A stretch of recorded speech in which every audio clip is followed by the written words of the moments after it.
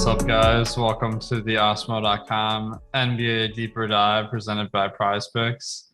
Got a nice little 13 game slate tonight. So this one, there's a lot of players we got to keep track of. Should be a lot of fun. Fortunately, we got the perfect guy with us to help us do it. It's Adam, Ship My Money Share. Adam, how you doing, man? Doing good. Biggest slate we've had in a while. So lots of stuff to talk about, but I think we're kind of lucky. We don't have tons of injury news that we're waiting on. So I think it should be manageable in that regard, at least. Should have a pretty good idea of what we're going to do going into the slate. So that's helpful, I guess. Thanks to Jordan already coming in hot with the super chat. Jordan Lockhart been on fire recently, so hopefully we can keep it up tonight, and we'll have some good picks here to do. Let's talk a little bit about last night first. That was a weird one with half the Sixers out, 3-game slate, and then like all the value opened up after that game in Atlanta. So how did you play it? I didn't get to nearly enough Kevin Huerter. I jammed in pretty much everything on the Sixers, which went well with the exception of Korkmaz somehow scoring 20 fantasy points in 45 minutes. I don't even know what to take away from that. Like if he's going to play 45 minutes, obviously you just play him anyway. But so that part went well, but then it didn't leave me a lot of room to swap to Huerter. I don't even really know how I feel about that because it's like the Sixers value did, for the most part, did what I wanted them to. So I don't really regret jamming it in, but at the same time, missing out on Huerter really made it difficult to have any sort of chance to win tournaments. So how did you play the Huerter piece? Oh man, not well. I was like, I don't want to late swap optimize and like totally mess up the balance of my lineups. So right. I pretty much stood pat other than swapping out some Bogdanovich. So it wasn't my night, but that was a chance I was willing to take. I just wish I'd bumped Huerter and Reddish in Cruncher before I made my lineups, so that at least I would have some. But you live and you learn. Guys, if you could hit the thumbs up button, that will help us get off to a good start here. Also, if you can subscribe, we have a lot of content about all the different DFS slates, NBA, but also NHL, PGA, you name it, of course, NFL. Today, we also have some free content on Awesemo.com, the main slate ownership projections, the PGA top golfers, and college basketball DFS projections. So we got Matt Gajeski doing college football and college basketball projections. It's a lot of fun to jump in some of those contests. So the college basketball season just started last night, so make sure to check that out. All right, let's start off with Milwaukee at New York. Milwaukee is one of the few teams that played last night, and they've continued to have no Chris Middleton, but Bobby Portis has been playing pretty well, and that's been giving them a lift. He's been starting at center, so I saw people complaining about him being a little bit too cheap today. What do you think about Portis? I actually think because of the way the slate breaks out that like he's underpriced, but it's not too egregious. Right now we have him projected for 26% ownership on DraftKings. I think that it's at least a decision point because you have so much value from Denver, particularly at the Ford spots, that it's not going to make it so Portis gets crazy amounts of ownership. He'll be popular, but I don't think it's going to be, a huge deal. I do like the playing time we've seen from him recently. He moved into the starting lineup 2 games ago, played 30 minutes in that game, played 35 minutes last night. I think expecting him to play somewhere in that range makes a lot of sense. It was nice to at least see that he's not on any sort of minutes restriction now. Going back to last year, he's averaged a little over a fantasy point per minute when he shared the floor with Giannis. So we'll see that for most of the minutes tonight. But also the matchup against the Knicks, I don't think is actually that bad. It's a team that was really good defensively last year. They've struggled a bit this year, but they've still been really good defending in the paint. But Portis isn't reliant on scoring around the rim. He'll move away from the basket. I think he shot like 4 of 8 from 3 last night. So I'm not really worried about the matchup either. I think he looks like a good option. There's, plenty of alternatives that you can go to at the Ford spots as well, though. Nice. Yeah, he looks like a pretty good points per dollar play on DraftKings and FanDuel. One thing I look at with the bigs when they start playing big minutes is the fouls. So Portis has about 3.2 fouls per 36 this year and 3 last year. So he keeps it pretty moderate. That definitely shows that if they want to play him for big minutes, they'll be able to.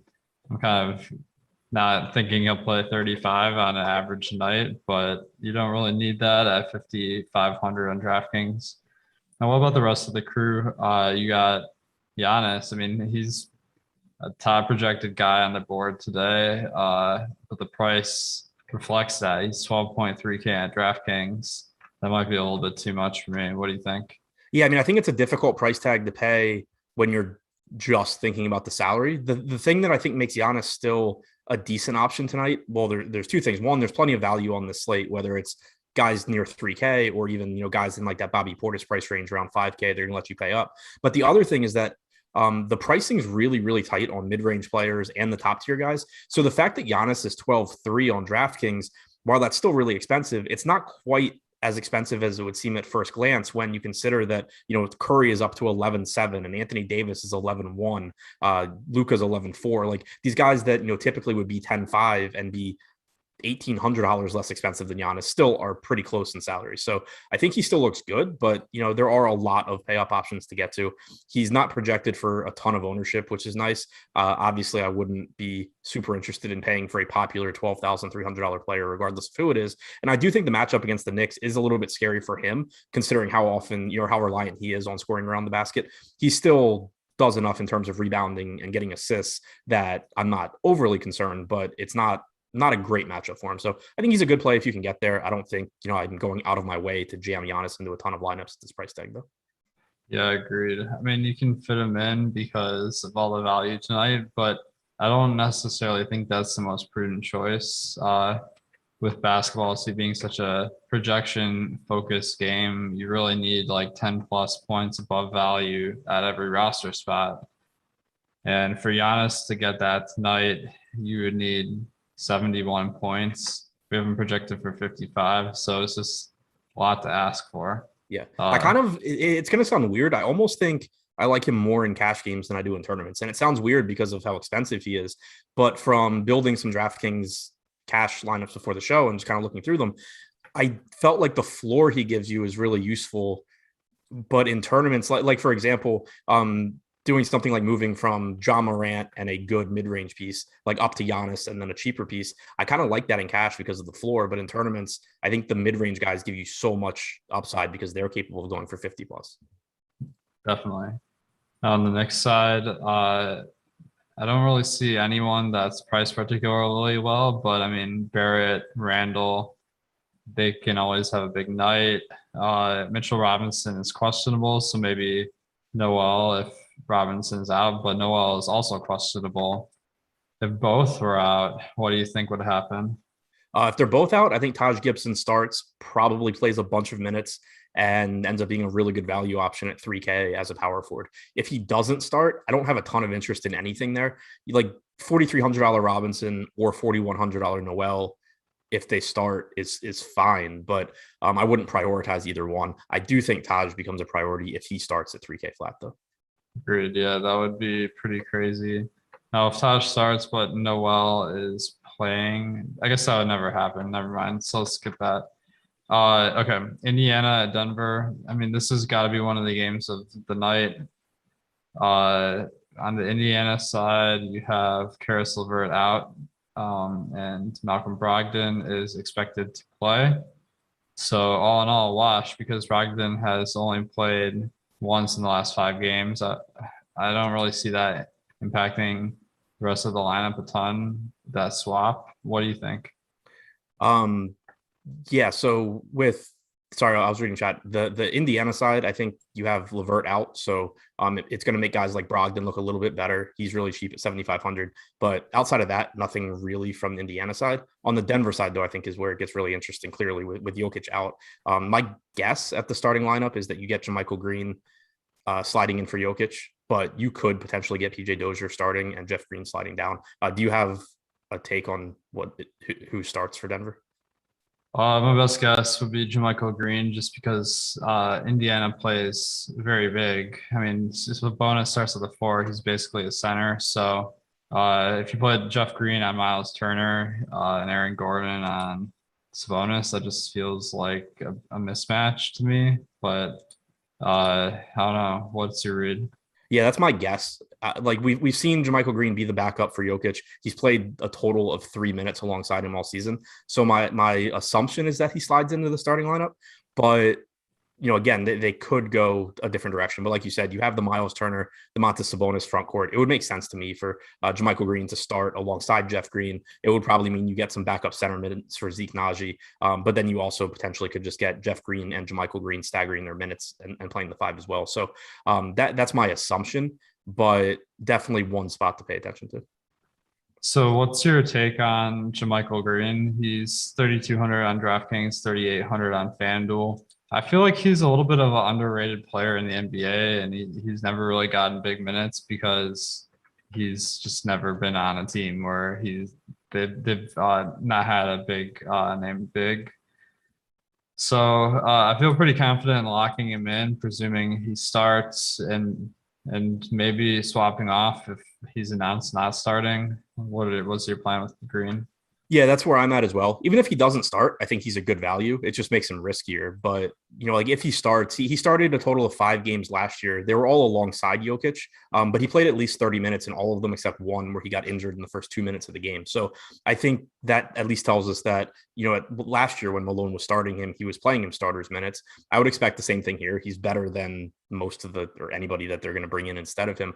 So, and he's a good fantasy producer as well. So I'm with you. If he starts, I think he's in pretty much every lineup that I have. If he doesn't start, I would still play him because he's still 3,200. He still, I think, would be likely to play low to mid 20s in minutes, and the ownership would come down most likely if he doesn't start. But I would certainly feel better about him if he does start. Nice. Now, I think there's going to be a lot of ownership on this entire team, given that Porter and Jokic are both out. So I think a lot of people are going to Jeff Green because he's cheap, but also to the other regular starters, Aaron Gordon, Barton, and Morris. How are you prioritizing everyone today? Yeah, so Jeff Green, I think, is a good value as well. He started last game in place of Michael Porter Jr. He played 34 minutes. I assume he plays something similar here. He's not as good a per minute producer as JaMychal Green, but he's still around 0.7 to 0.75 fantasy points per minute at close to minimum salary. That's plenty in 30 plus minutes. Where I think it gets interesting is with the rest of the guys, because you have 26% ownership projected to Will Barton, 26% projected to Aaron Gordon. I think they're both good options. I prefer Barton though, because you see Barton's rates increase when he plays without Nikola Jokic. Jokic is such a dominant player in terms of usage, rebounding, and assists that somebody needs to pick up those stats. And since last year, without Jamal Murray or Nikola Jokic on the floor, Barton's got about a 26% usage rate. His assist percentage is about 25%. He's already playing big minutes. So you see the production really increase for him. Whereas Aaron Gordon, I think, is still fine. I think he's underpriced. He played about 36 minutes last game. But one thing that stood out to me is we don't have much of a sample on Aaron Gordon without Jokic since he came to Denver. But if you go back to his time with Orlando, you had a kind of similar big in Vooch that is a high usage guy that rebounds well and gets a lot of assists.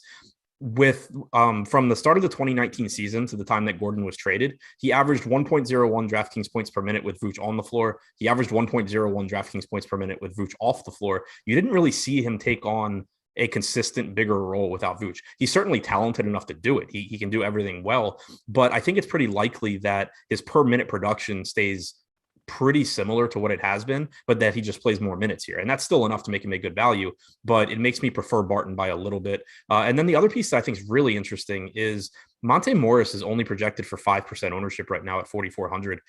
I think that's low. He's averaged about a fantasy point per minute without Murray and Jokic since last year. He's likely to play 30 to 32 minutes here. He's not a bad player at all, and he's someone else that's likely to see increased opportunities without Jokic. So if his ownership projection stays as low as it is, I'm going to be really interested in getting the Monte Morris in tournaments. Nice. Yeah, he looks like he's got decent value, a little bit cheaper on FanDuel. But one thing I'm seeing here is JaMychal Green's usage is 19%.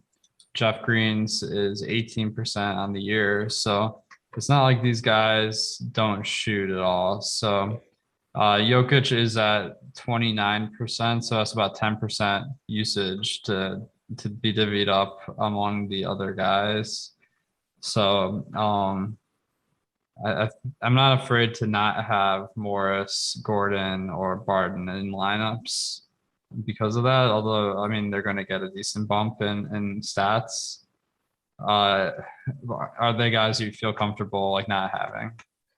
Gordon and Morris, I feel more comfortable not having Gordon and Morris just because I think but Barton's the one that I expect to take the bulk of the remaining usage. I think you get a little bit trickling to Gordon. I think you get a little bit trickling to Monte Morris, but Barton's the one that I think takes the bulk of that. We also saw him run with the second unit again last game. That's something they've been doing off and on this year. But if they're going to do that, where they stagger, Barton and the starters, that's going to make him look better as well. So like if obviously I'm not advocating playing 100% of any of these guys, but I think that the one that I would be most scared of not having is Barton, just because I think he's the one that's most likely to just go out there and chuck up a ton of shots.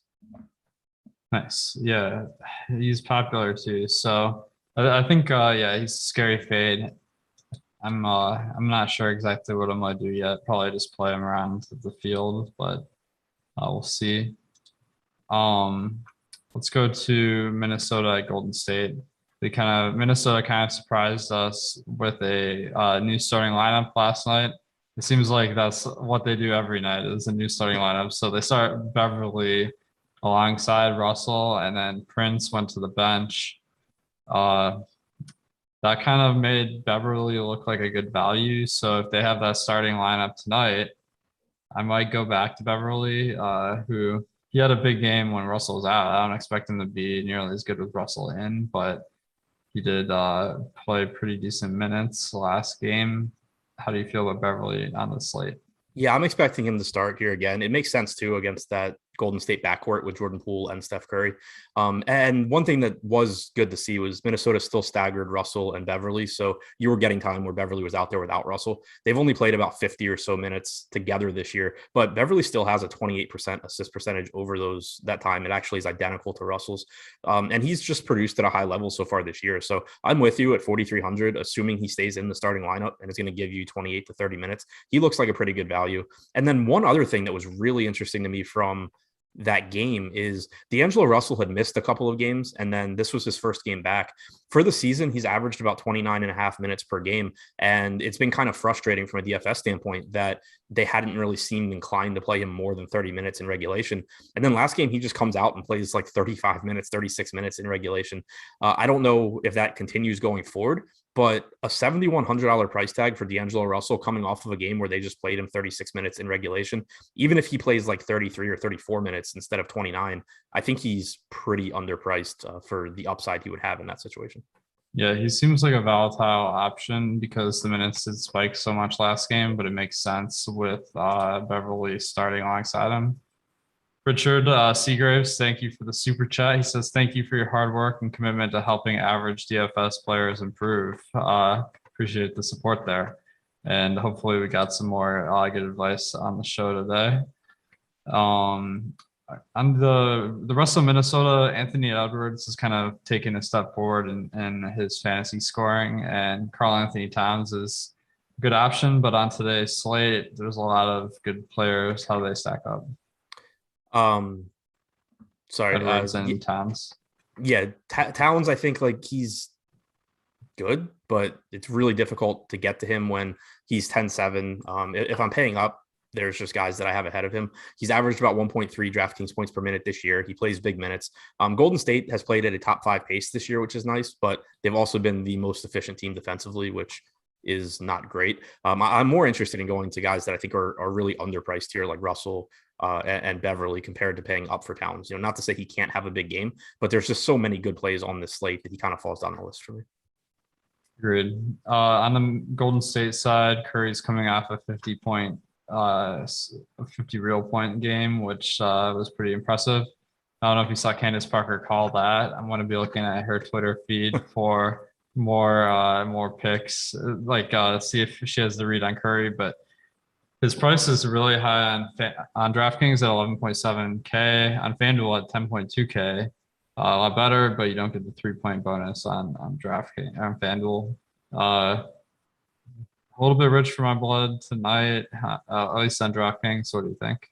Yeah, I mean, that's where I'm at as well. Curry is just one of those guys where from a medium projection standpoint, he's a little more expensive than you would like, but he always gives you just slate breaking upside. So it's never, as long as the rest of your lineup around him looks good, it's never like he's a bad play. It's just hard to prioritize him at that price tag. I will say one thing that's interesting to me is that he's actually projected slightly higher in terms of ownership than Giannis is. Not a big gap, just like 6.5% to 5%. They're similarly priced. I think Giannis looks, projects a little bit better. It's a better matchup for Curry, but Giannis the better fantasy producer. They're just similar though, in that, if you can get to them, cool. Like they can both go for 70 plus relatively easily. But I just think given all of the options on this slate, paying a premium for either of those guys, it's more of a luxury than a necessity. Agreed. We're not going to be able to talk about every player, but I'll give a shout out to Jordan Poole, who has been getting a lot of minutes, and he has a 27% usage rate this season. So that's pretty appealing. The 6K. Dallas at Chicago. Luka has been kind of off to a slower start, and he's also like quite expensive in a matchup for Chicago, who's up their game defensively. Meanwhile, Porzingis is back in the lineup, but Jalen Brunson seems to be getting pretty good minutes despite that.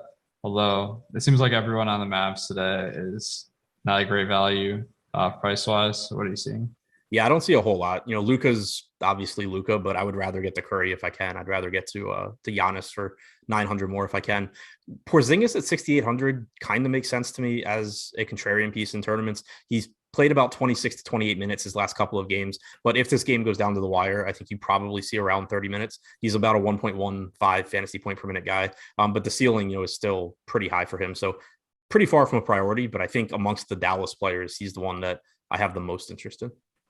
Nice. On the Chicago side, Zach Levine has really seen his price drop. He's only 7,600 on DraftKings tonight. So I'm seeing him as a potential value option. How do you feel about Levine and the rest of the Bulls? Yeah, the price tag or the price drop on Levine is pretty weird. It's not like he's having a bad season. He leads this team in usage at 30.4%. He's averaging about almost 1.2 DraftKings points per minute. You're typically going to get around 36 minutes if the game's close. So him dropping $1,000 from the last game is pretty weird to me. It makes him stand out as a very good mid-range value, whereas the rest of these guys, Vooch, DeRozan in particular, but also Lonzo Ball, they're fine in tournaments. Like there's still going to be games where they just go out there and they go off, and then in this case, they even, to some extent, negatively correlate with Levine. If DeRozan's the hot hand, Levine maybe gets a few less shots up, but purely tournament options, whereas Levine, I think, is viable in cash, and he's more of a priority for me at only 7,600. Nice. Guys, of course, in addition to these shows, we have a lot on Awesemo.com to help you out with your DFS game. You can get our full site subscription for $29.95 a week for every sport. But if you want just NBA, you can get it for $16.95. A lot of tools to add to your arsenal. We got projections, ownership projections. And more importantly, NBA is kind of like a parlay of 8 uncorrelated players. So we have the percentage chance on our boom bust tool that every player is going to succeed. If you multiply those together, you can kind of get a sense of the chance that your lamp's going to succeed. So that's a really useful tool to compare to ownership as well. The chance of them landing in the optimal lineup is really powerful. Also, we have a $4.95 a week express package where you can use our lineup builder and you can get all the showdown and single game information. Maybe he's born with it. Maybe it's Awesemo.com. All right, Miami at LA. Pretty interesting matchup here. 2 good teams. LeBron is out still, though. On the Miami side, Markieff Morris is out. I guess he took a spill last game. But Jimmy Butler has been pretty good this season. He's playing a ton of minutes, and Bam has a unique game at center. So what are you seeing in Miami? Yeah, I mean, Butler gives you a really high ceiling, but the price tag's not really somewhere I'm comfortable with at 9,600. He does have a 29% usage rate this year. Assist percentage is up around 28%. It's playing huge minutes, like you said. That all looks good, but just really tough for me to pay that salary for him outside of just mixing him into some tournament lineups. Where I do think I'm really interested is Bam Adebayo at 7,900. His usage is up this year at the expense of his assist numbers. Only a 12.6% assist percentage, but a 27% usage rate. He's rebounding at a really high level. He's on track to play, according to the most recent report, still listed as questionable. But the Lakers are one of the fastest teams in the league. They're not great defensively. Bam gets it done in pretty much every category. So I think he looks really good here. And then he also, even though he's questionable, it's not like it's really risky to go to him, because if he's out, then you just get one of the best, what would be one of the best values on the slate in Dwayne Dedmon, and you swap the rest of your lineup from there. So not really much risk there. And then Tyler Hero, also questionable and on track to play, I think is interesting in tournaments because he's having a really good season. He's consistently playing big minutes and closing games out. He's likely to play 32 or so minutes here, has a 28% usage rate. He's volatile. The floor isn't particularly high, but against the fast-paced Lakers team that isn't very good defensively, it wouldn't be that surprising to see Hero go out there at low ownership and really light it up.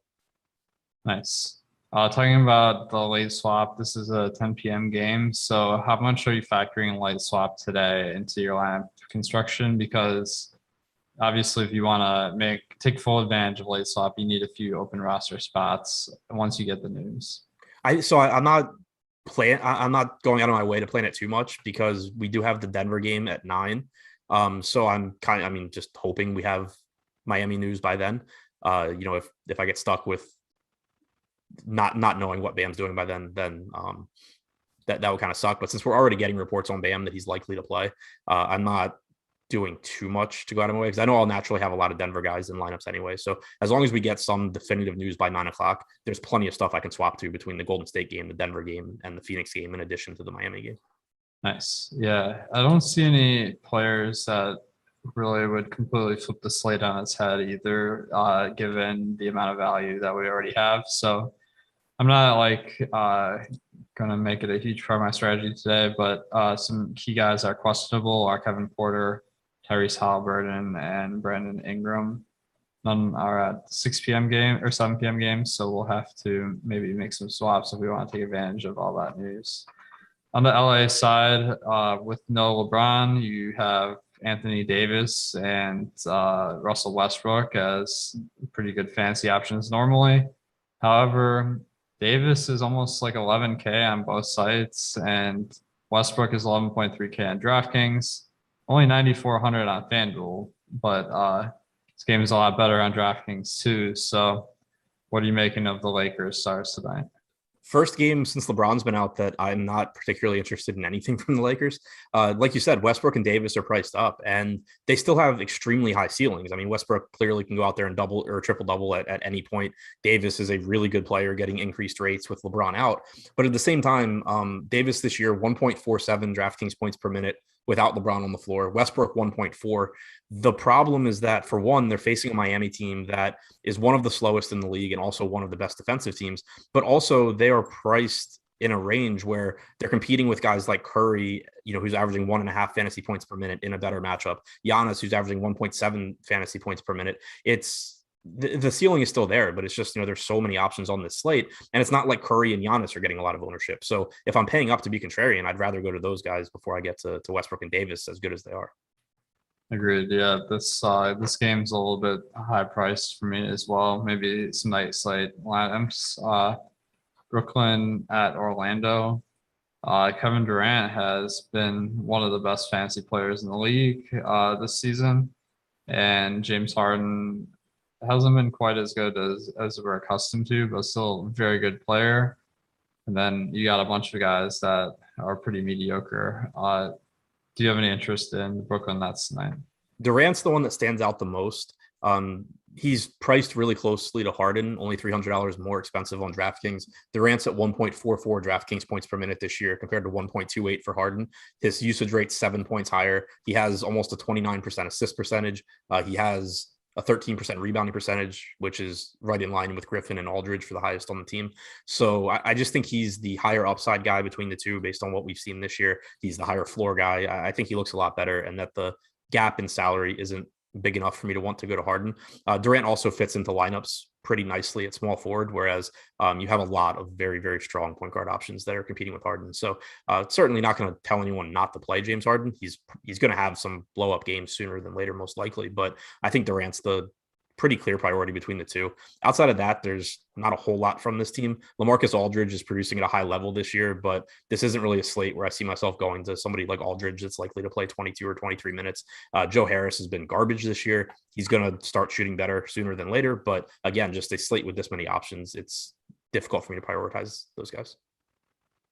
Definitely. Yeah, they're showing up as negative leverage on our tools as well. I had KD at 9% ownership and 6% optimal, and Harden at 5 and 4%. So it's not even that sneaky compared to the odds here. On the Orlando side, Cole Anthony's been kind of taking a leap forward this year, as well as Mo Bamba. And you also got Wendell Carter Jr. putting up some big numbers. It's a kind of awkward fit between Carter and Bamba, but they're seemingly making it work. But pretty big dogs in this one versus Brooklyn, 9-point dogs. So do you see any value on the Orlando side? There's some pieces that I think offer a nice ceiling in tournaments. Wendell Carter Jr., 7K with power forward eligibility on DraftKings. We've seen his playing time really ramp up recently. Only played about 31 minutes last game, but he dealt with some foul trouble as well. In competitive games where he's not fouling, he's shown that he can get 34 or 35 minutes. He's produced at a really high rate this year. So he's not safe, but there is plenty of upside for that salary. He's averaged 1.15 DraftKings points per minute. You have a similar situation with Cole Anthony at 1.17 DraftKings points per minute, playing really, really well, but also priced up. And one thing that concerns me about the backcourt and the wings for Orlando is you have Gary Harris in the rotation now. You have Chuma Okeke in the rotation. So you've kind of gotten a little bit flatter rotation. For example, Anthony played 32 minutes last game instead of 36 or 37. And then the final piece that I would point to, and I point to every time he plays, Jalen Suggs at 4,400, not a priority for me. He's lost some playing time to Gary Harris, but I think if he ever does shoot well, he probably gets 30 minutes, and he's really cheap. So there's a ceiling at 4,400, but again, there's a lot of really good plays today. Yeah, I'm kind of on Suggs as well. He hasn't been getting the closing minutes, but besides that, he's been getting pretty consistent minutes. So I'm kind of hoping the same thing that you are, that if he has a good game, he'll be on the court at the end. At 4,400, that's a pretty good value there. Now let's go to Toronto at Boston. Pascal Siakam came back last game and he played, I think, 26 minutes or 25. So he's priced up to his normal price. So I don't really see that as an option in fantasy.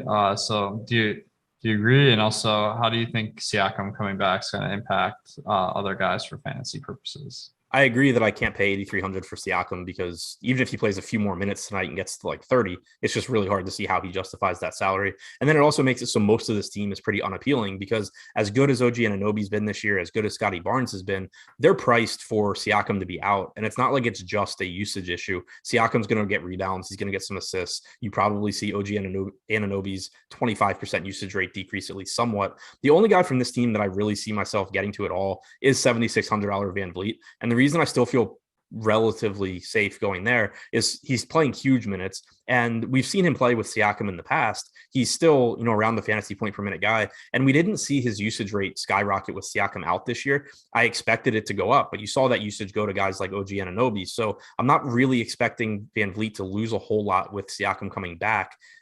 Because his usage rate this year is actually lower than it was with Siakam last year. So I kind of just think that Van Vliet holds his own. He stays around the fantasy point per minute guy playing 38 minutes a night. So I think if I get to anything here, it's going to be Van Vliet. Yeah, that makes a lot of sense. Van Vliet, he's been playing monster minutes, so that has some upside. We did get news that Isaac Okoro will play today, so not a bombshell, but that does impact Cleveland a little bit. We'll get to them later. Now, it sounds like Toronto is not that appealing tonight, so let's go to Boston. Jaylen Brown continues to be out for the Celtics, so that kind of opens up some more opportunities for Dennis Schroeder, who's joined the starting lineup, but also the rest of the guys, Smart, Tatum, Horford. Probably doesn't impact Williams a ton, but how do you see these Celtics as far as DFS tonight? A bunch of secondary options. I think Schroeder is the preferred option for me at 6,100. He's started 4 games now this year. He's averaged 34 minutes per game in regulation. 2 of those games went to overtime, so you can throw out the 38 minutes per game he's averaged, but even in regulation, about 34 minutes per game. He played 38 last time out. This isn't a particularly appealing spot. Toronto's one of the slowest teams in the league. They're top 10 in defensive rating this year, and they just got Siakam back. But 6,100 for Schroeder, we know that he gives you a pretty nice ceiling. So I think he looks decent. Jason Tatum gets increased usage without Jaylen Brown. He has a 33% usage rate without him on the floor this year. Marcus Smart is pretty cheap. Not doing a whole lot this year, but still, going to be on the floor for 36 minutes or so. And even Josh Richardson coming off of a 30-minute game at 3,400 on a lot of slates would be kind of interesting. Here, he's sort of just another guy. The guy that I think I get to the most is Schroeder. I'm sure I'll mix in some Tatum, Horford, Smart, but Schroeder, the guy that stands out. Yeah, I agree. Schroeder looks like a decent value tonight. And it's Robert Williams on FanDuel, cheap, but centers are always hard to get to on FanDuel.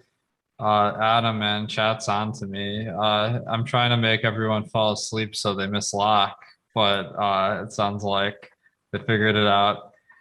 All right. One thing that I was getting to in props is kind of unders on some of these guys like Tatum, or like I'm kind of like trying to figure out how much Jaylen Brown being out impacts everyone, because Schroeder has a pretty high usage rate as well. 22% compared to 28% for Brown. So I'm wondering if the prop market's overreacting to that. Do you have any take? I kind of think you can go back to last season and kind of assume Kemba Walker is like a proxy for Dennis Schroeder. They're low to mid 20s usage guys. So like they're not identical, but I think that basically saying Schroeder replaces Kemba and looking at what Tatum, did. And I think you get like a 33 or so % usage rate. So I think that's one way that I like to do it. Nice. That's exactly what our model has him at tonight. So I think that looks good. But he's really expensive at 10.4K on DraftKings. So I think that's way too high. Guys, so we are sponsored today by Prize Picks. They have daily prop-based contests where you can pick between 2 and 5 props, and you get different payouts based on how many hit. So you can use a promo code Awesemo for a free $100 match. And you can combine a lot of different sports. Of course, this is NBA, so we're mostly going to be talking about the NBA props on this one, but their array of different sports is pretty impressive. They have college, Euro, WCBB, women's college basketball. So if you like know some different sports, you can really find an advantage here. Let's talk about some props though in NBA. What's standing out to you tonight on Prize Picks? So I like the over on Wendell Carter Jr. 12.5 points. He's just been like I said before, playing more minutes recently if he can stay out of foul trouble, and so I think that hasn't really been accounted for yet. So I like the over 12.5 there. And then I forgot what my other one. Cade Cunningham. We haven't talked about the Detroit-Houston game yet, but tons of usage so far and playing pretty healthy minutes for Detroit. 15.5 points. I like the over on him against a weak Houston team. Nice. I'm taking the over on Christian Wood rebounds. They have it at 10.5. I feel like rebounding this year has increased due to the new foul rules and less fouls. I've been betting the over on Christian Wood rebounds like every single day, and it's cashed like a bunch of times in a row. So maybe that's factoring in here. But facing Detroit, I have a feeling there's going to be no shortage of rebounds. One thing I want to mention about Houston, though, we'll get to them later in the show, but they said they're going to play their young guys last game, and then they kind of followed through with that, and Christian Wood played less minutes. It was funny because I didn't realize anyone on the team was really not young aside from Eric Gordon, but do you expect it to be back to regular today? Yeah, I'm expecting it to be back to regular. I'm with you. I didn't really know what to do with that. They had said that they were going to run a 12-man rotation. So I kind of just like cut everybody's minutes except for like Jalen Green. And I gave Şengün more minutes. And then I got off of like Jae'Sean Tate, and then he played 20 minutes in the first half. And I remembered why I don't listen to coaches. But I'm kind of just assuming they go back to their normal rotation. We do have Şengün questionable, so that would potentially open up some minutes. But Daniel House is, I believe, expected back. Wasn't on the injury report when I looked earlier, so that's someone else that's going to be in the rotation. You would assume. It's just I'm assuming that they play the main guys big minutes. You've seen Tate playing a lot. Kevin Porter when he's healthy would, but I still expect that like guys like Daniel Tice are low to mid 20s. Nice. I just threw in that prop on Prize Picks, so hopefully you guys got in on some of the action. You can use the promo code Awesemo for a $300 bonus. All right, let's go to Portland at Phoenix. Portland, no real injury news to report. It feels like everyone's been healthy the whole year, but the prices, they don't seem very conducive on DraftKings to playing Willard or McCollum, and then the rest of the guys as well. Vandal Willard has gotten a price drop this season to 8,200 and McCollum is at 7,700. So that's definitely one that stands out because we're used to paying up to 10K for Willard. Now he's 8,200. How do you feel about Willard tonight? I like the FanDuel price. I think the DraftKings price tag is pretty tough. Clearly still gives you a ceiling there. Like you're going to get that Damian Lillard 65, 70 point fantasy game sooner than later.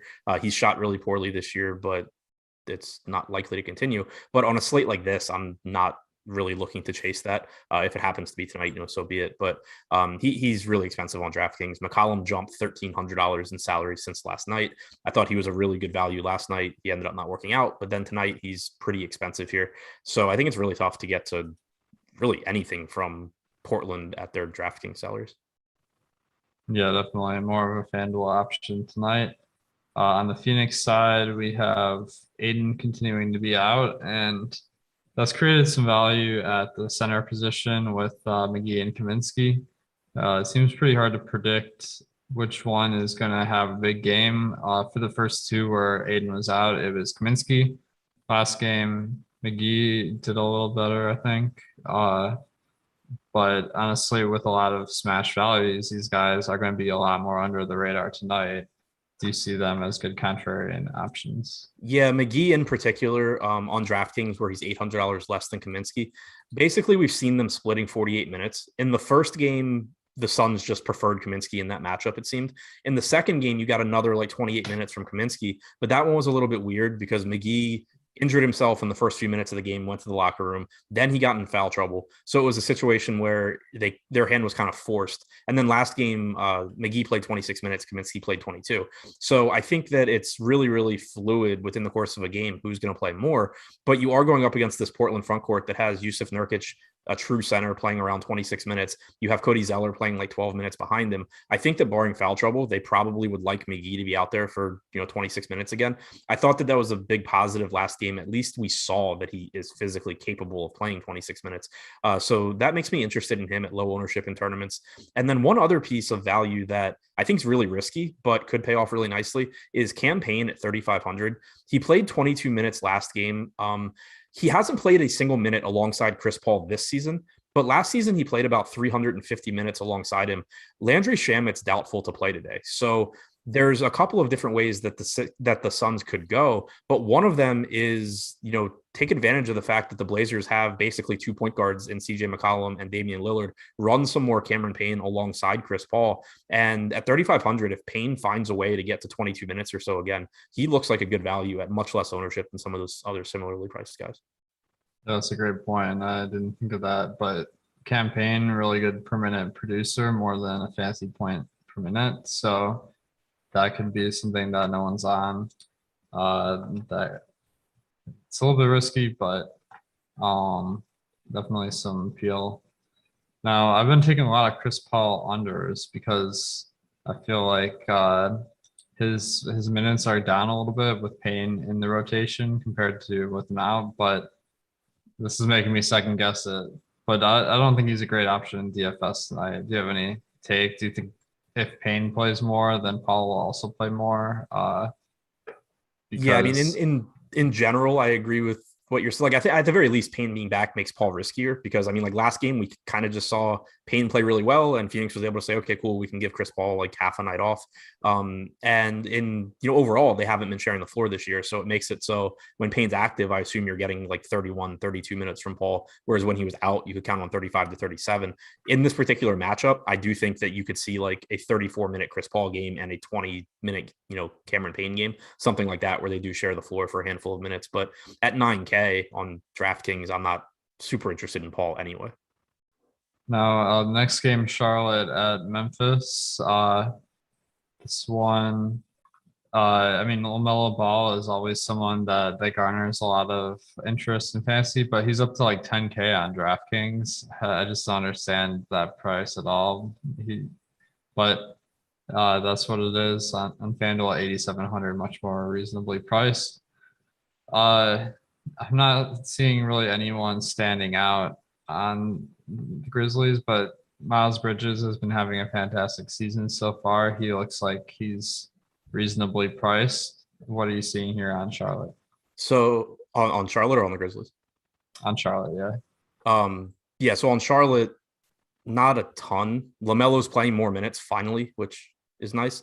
He's a really, really good fantasy point per minute guy, but it is still difficult to prioritize him. Also, not that it's a huge deal, but the Dillon Brooks news on the other side of this game, it would put their best on-ball defender back in action if Brooks is back today. So I would assume that he would spend some time defending ball for whatever that's worth. But it's kind of just, LaMelo's priced up, Bridges is priced up. I think that they still have upside at those salaries, but I'm not going out of my way to get to them.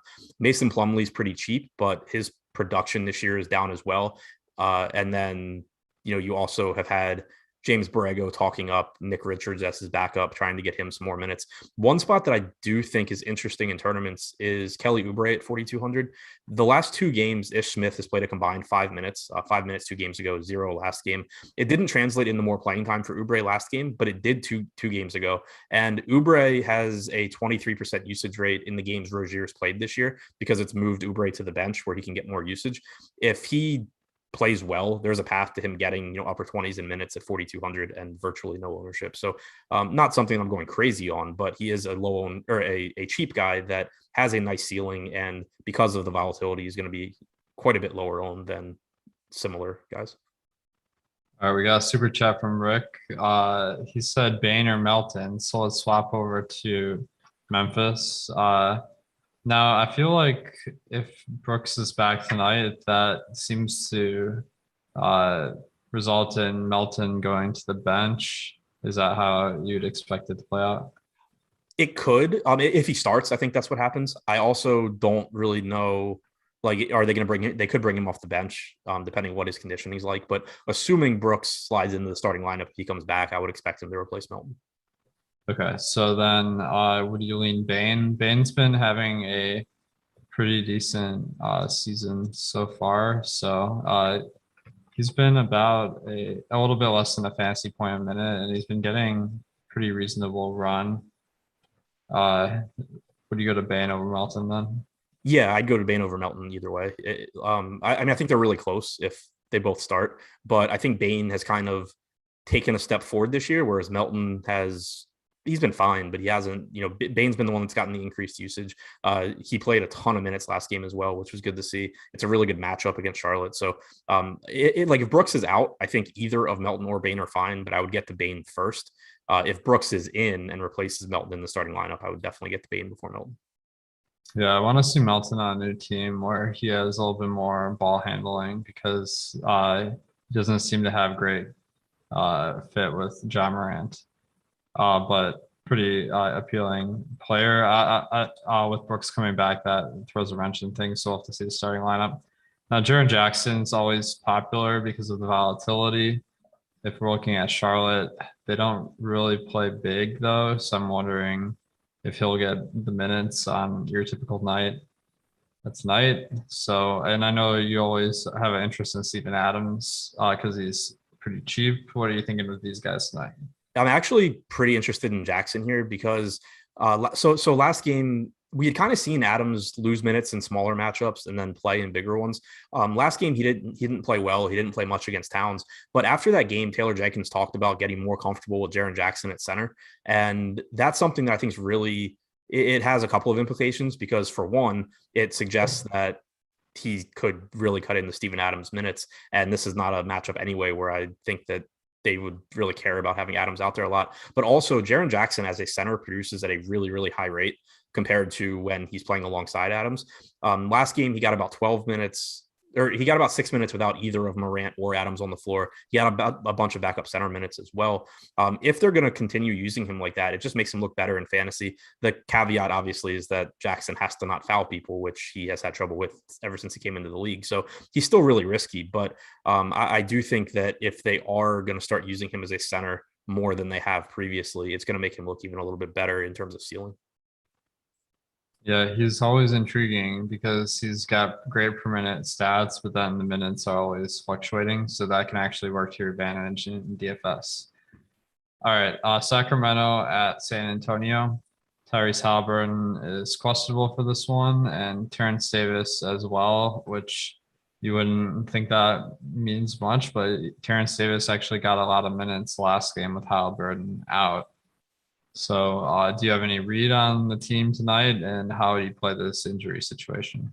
Yeah, I don't have a really good read on it. I'm for now assuming Halliburton plays, and if he plays, then Davis doesn't really matter. If he were out and Davis were in, then 3,200 out Davis would start to look decent. But with all the value we have tonight, it's still not like he would end up looking like a huge priority. And Halliburton, if he's in, doesn't look like a huge priority on this slate either. So I'm not overly concerned about it. If we were to get Halliburton out, you would want to, give Hield a couple of more minutes, potentially give Davis some minutes. But either way, I don't really love those guys. Agreed. What about the other Sacramento regulars? You got Fox, who's a good fantasy player, but there's not any particular thing drawing me to him tonight. The one guy that I feel like Harrison Barnes has been interesting because he's kind of taking a step forward in fantasy scoring this year, but Buddy Hield, he's not going to jump out if you assume Tyrese Halliburton's in, but last game when Halliburton was out, he started and got a lot more minutes. So is Buddy Hield someone you want to have a spot open for?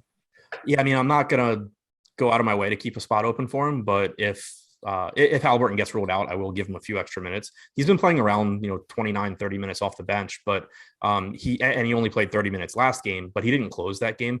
So in games where he does close, I think, he has the path at least to, 34 minutes if Halliburton's out.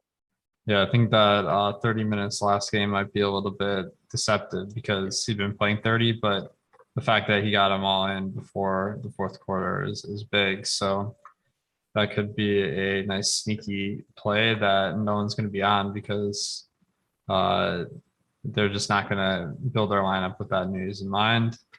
Although this game is a 7:30 game. We got the news with Sacramento last time about an hour and a half before the game, so that'll come out right around the clock potentially. On San Antonio side, DeJounte Murray has been taking a big step forward with no DeRozan on the team this year, but his price has been as well. He's in the mid nines. Derek White's been getting good minutes, but also has seen his price go up to the sixes. And then Keldon Johnson had some big games recently. From an injury standpoint, Pirtle continues to be out for this one. Keita Bates Diop is out today. He had been playing a little bit, and Keldon Johnson, once he was out last game, came back in, so he got more minutes. And then you got the centers of Eubanks and Young kind of splitting. It's kind of like a McGee-Kaminsky situation. So what are you doing with the Spurs? Yeah, this is another one of those teams where I think it's a good spot against Sacramento. It's difficult to prioritize any one guy, but I think that most of these guys look like good low-owned contrarian pieces to kind of balance out a lineup where you have more popular guys. DeJounte Murray at 9,700. Obviously, it's a risky play at that price tag, but he also deserves it. He's playing 36 minutes in competitive games. He's averaging 1.3 DraftKings points per minute this year, 23.8% usage rate, but he also rebounds really well for a guard at 12%, 34% assist percentage. He's also averaging 3 steals per 100 possessions. So there's a ton of ways for him to pile up fantasy points, and it's a good spot against Sacramento. So I like the ceiling at really low ownership. Certainly someone that, can just give you contrarian upside. Drew Eubanks, Thaddeus Young, basically splitting 48 minutes. I expect it to be something along the lines of 22 for Eubanks, 26 for Young. Doesn't make either of them look great, but they still look okay. And then two takeaways from last game. Keldon Johnson played huge minutes. And then, like you said, you have Ketabase Diop out. He sees his rebounding percentage increase a bit without Jakob Poeltl on the floor. He's kind of expensive at 5,900, but if he's going to play a bunch of minutes, there is a path to success to success there. And then similarly, Lonnie Walker at 3,800 had kind of been being phased out of the rotation to some extent. Now there's those minutes available again off the bench. Doug McDermott's been awful this year, which makes it easier for guys like Walker and Vassell to play. If you're going to get around 24 minutes at 3,800 from Lonnie Walker, he's averaged 0.92 DraftKings points per minute this year, only getting 6% ownership. He's another guy where there's clearly better value options tonight, but it's not like it would be surprising if Walker ends up having a really good game. Yeah, I kind of like Walker. The guy that's standing out most to me is Eubanks. I think there's a lot of value that's being hyped up today. And Eubanks is kind of under the radar because he's been in a good spot for a while, but he's at 9% ownership and 12% chance of being in the optimal lineup according to the boom bust tools. So that's a nice leverage spot. All right, let's do the Hall of Fame. So guys, we have a avatar contest every day where if you have the Awesemo avatar and you place in the top 3 of a tournament with 5,000 or more people, you can get a free month of Awesemo Plus Platinum. So make sure to download the avatar at awesemo.com/avatar. First, we got B Haven. He says back-to-back weeks, second place with 3 bullets. Once again, shout out to Josh Engelman and Should My Money on the NBA strategy shows. Congrats, B Haven. Mitchell W. King says, I'm a member, but also enjoy watching Live Before Lock. Eric Lindquist, late swap after the Brogdon and Hunter news was key. And fading Korkmaz for Gorgie Niang and Paul Reed. So that was clearly last night. Finished second and third. That's pretty impressive.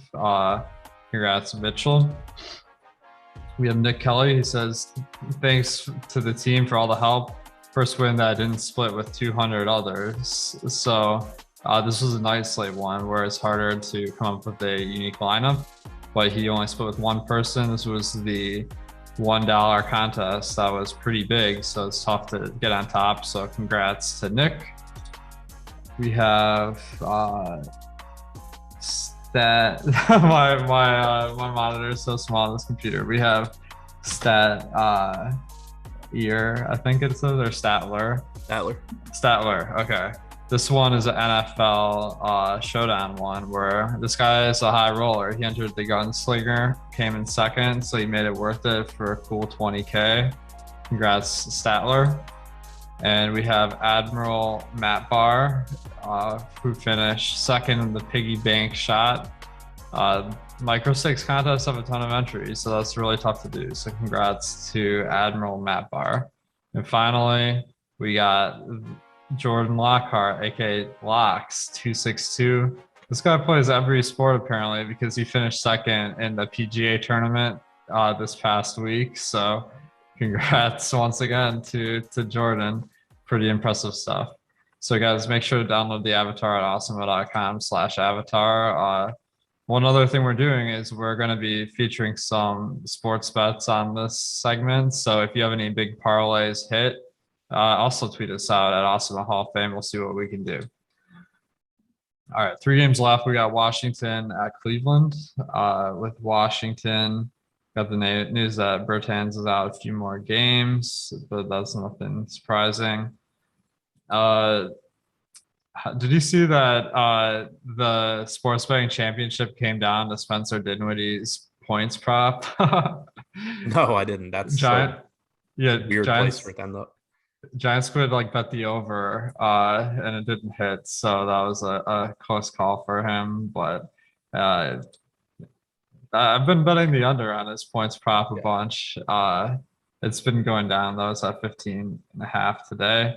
But one thing I've noticed with Dinwiddie, he like it seems like they actually like playing Neto a decent amount at point guard, so it's kind of limiting his minutes. Have you seen anything? I know the Wizards are your team.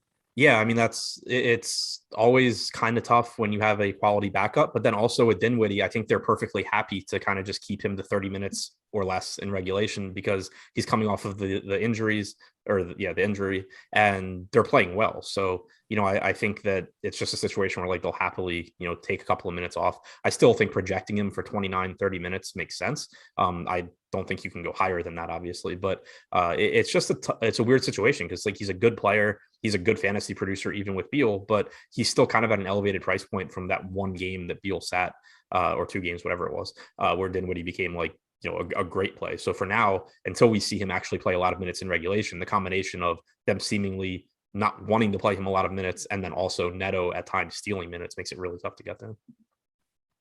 Yeah, definitely. It was fun rostering him the first couple of slates of the year, but since then a little bit tougher to get to.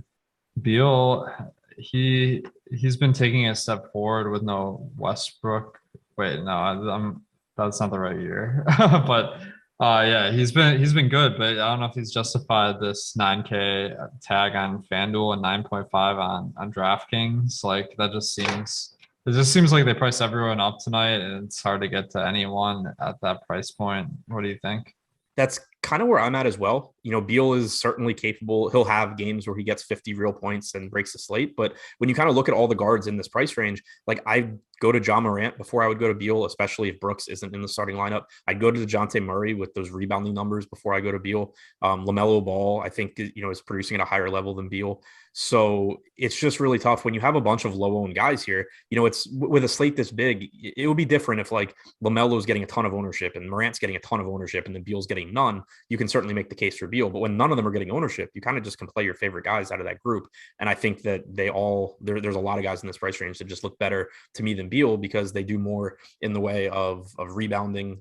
They play on faster paced teams. They're in maybe better spots. It's just tough, I think, to get to Beal over some of those other guys.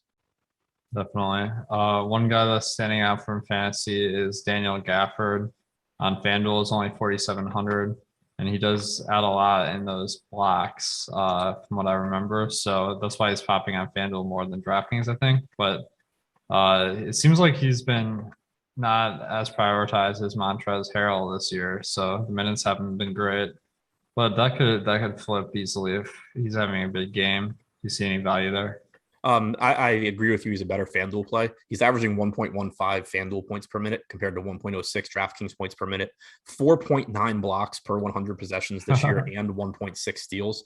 Maybe doesn't keep up to that extent, but he's racking up defensive stats, which makes him look good on FanDuel. From an offensive standpoint, I don't like him as much this year as I did last year because he was just a absolutely perfect fit with Russell Westbrook, just catching lobs and dunking them. This year, doesn't have that type of player to get out and run and throw him lobs. But from a defensive standpoint, still racking up stats. And so on FanDuel still has a pretty high ceiling. Definitely. On Cleveland, Okoro is in. We just got the news that Kevin Porter is in, but Şengün for Houston is out. Nothing big there. We also got the news that Mitchell Robinson's in, Noel is out. So also I don't think that really affects the slate a ton. We'll get to the Houston one in a minute once we break down that game. But do you think that Noel being out, you probably wouldn't want to play Taj, would you? I don't think so. I mean, I'm assuming Robinson's going to play 26, 28 minutes, something like that. Gibson plays the other 20 or 22. But if this were, a short slate starved for value, I'd take my chances. But here, I don't really see a reason. Okay. All right, let's go to Cleveland. So Colin Sexton unfortunately had a bad injury the other day, so he's out for the foreseeable future. So we're going to see Rubio probably join the starting lineup again. He was pretty effective in the games that Garland missed earlier in the season, and he's really, really cheap on DraftKings and FanDuel at 5,200 DraftKings, 5,500 FanDuel. I think he's probably one of the top plays tonight. Just a guy you can plug and play. How are you feeling about Rubio? Yeah, I mean, I agree. It's just he's projected for almost 50% ownership on DraftKings. You can definitely make a case for going to different guys just because of that ownership, and there's plenty of options. But at the same time, it makes a ton of sense. He's played really well this season anyway. He's averaged like 1.1 DraftKings points per minute. He's had an increased usage rate this year. The assist numbers are great. And then now he's just walking into more minutes. And we've seen Cleveland play their starters huge minutes as well. Last game, Rubio started the second half in place of Sexton, played about 18 minutes in the second half, which, if you assume he plays a similar rotation here, you're looking at 35, 36 minutes.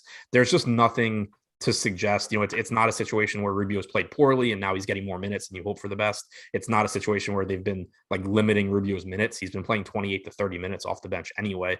So I just don't have any sort of negative here, except for Washington has actually been a good defensive team this year. They've for years under Scott Brooks, they were one of the fastest teams and one of the worst defenses. Now they're middle of the pack in pace and they've played really well defensively, but you can only care about that so much when you're talking about a guy at 5,200 that is really productive and stepping into more minutes.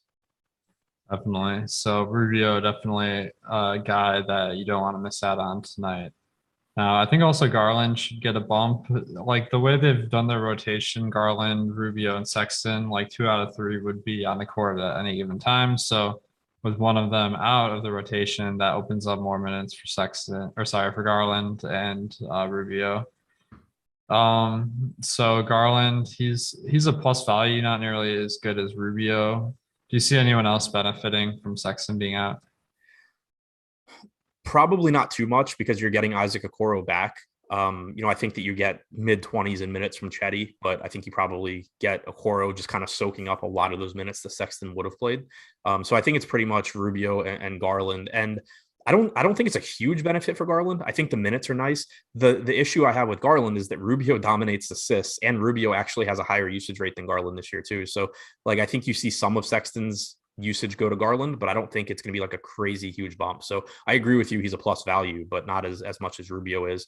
Outside of that, I still think Jared Allen looks really good. His rebounding numbers have been excellent without Kevin Love and Lauri Markkanen. He had kind of taken a hit early on in the season playing alongside Mobley and Markkanen. Now just having to contend with Mobley and then also sort of having minutes staggered has been nice. So I still think Jared Allen looks really good. Mobley is fine as well. Rubio, the clear priority. Then I would say Allen, then Garland, then Mobley for me. Nice. Oklahoma City at New Orleans. OKC's been a little bit tough to predict on a day-to-day basis, but the consistent parts have been Shai Gilgeous-Alexander, Lou Dort, and Bazley. In a matchup versus New Orleans, they're not great defensively, so you could see some good options here. Lou Dort and Bazley look like they're plus values, but nothing to get too excited about. What are you seeing with OKC? Yeah, not a ton that I love. Giddy, Bazley, Dort, all reasonable, but better options. I think Bazley would be the first guy I get to at 4,800, but that's still just kind of like a neutral play to me. Giddy leads the team in assist percentage at 32.3%, but we've seen his playing time sort of come down when Dort is healthy. Like outside of SGA, it's just really difficult to count on a lot of minutes for anybody on this team, which makes it tough to go to them at, mid-range prices on a slate this big. And then SGA is priced up a bit. So there's no real priorities for me, but SGA, Giddy, Bazley are okay as sort of like last piece in type guys. Thanks, Jordan, for another super chat. He throws another $50, man. This guy is awesome. He's like, who isn't an Awesemo member? These guys have the best advice around and take the time out of every day for these amazing shows. Show some love and join the money movement. So I don't know if we can use the join the movement tagline, but I like it. And hopefully we got some good picks today. Okay, we got a starting lineup for Cavs. Garland, Okoro, Wade, Mobley, Allen. So Rubio is not starting. That's definitely a shocker, but clearly so they have a point guard on the floor at all times. How does that change how you're handling Rubio tonight? It doesn't change a ton. I mean, maybe going from like 34 minutes to 32 minutes or something. But like the thing is, he was already playing 28 to 30 minutes with Colin Sexton. I don't think there's any reason to think he plays less minutes with Sexton hurt. And I think it makes it really easy to assume he's in the closing lineup, which would give him a couple of extra minutes. So I still think 32 minutes or so makes sense. Doesn't change a whole lot for me. I would fully expect Ricky Rubio to be in the closing lineup over either Wade or Okoro. Definitely. Yeah, I think this makes Rubio not quite as good a value just because the minutes upside is not as high, but still one of the best values on the slate. I don't know if I'll lock him in anymore, but definitely like a high percentage play. All right, so we'll update the tools there. Okay, back to OKC.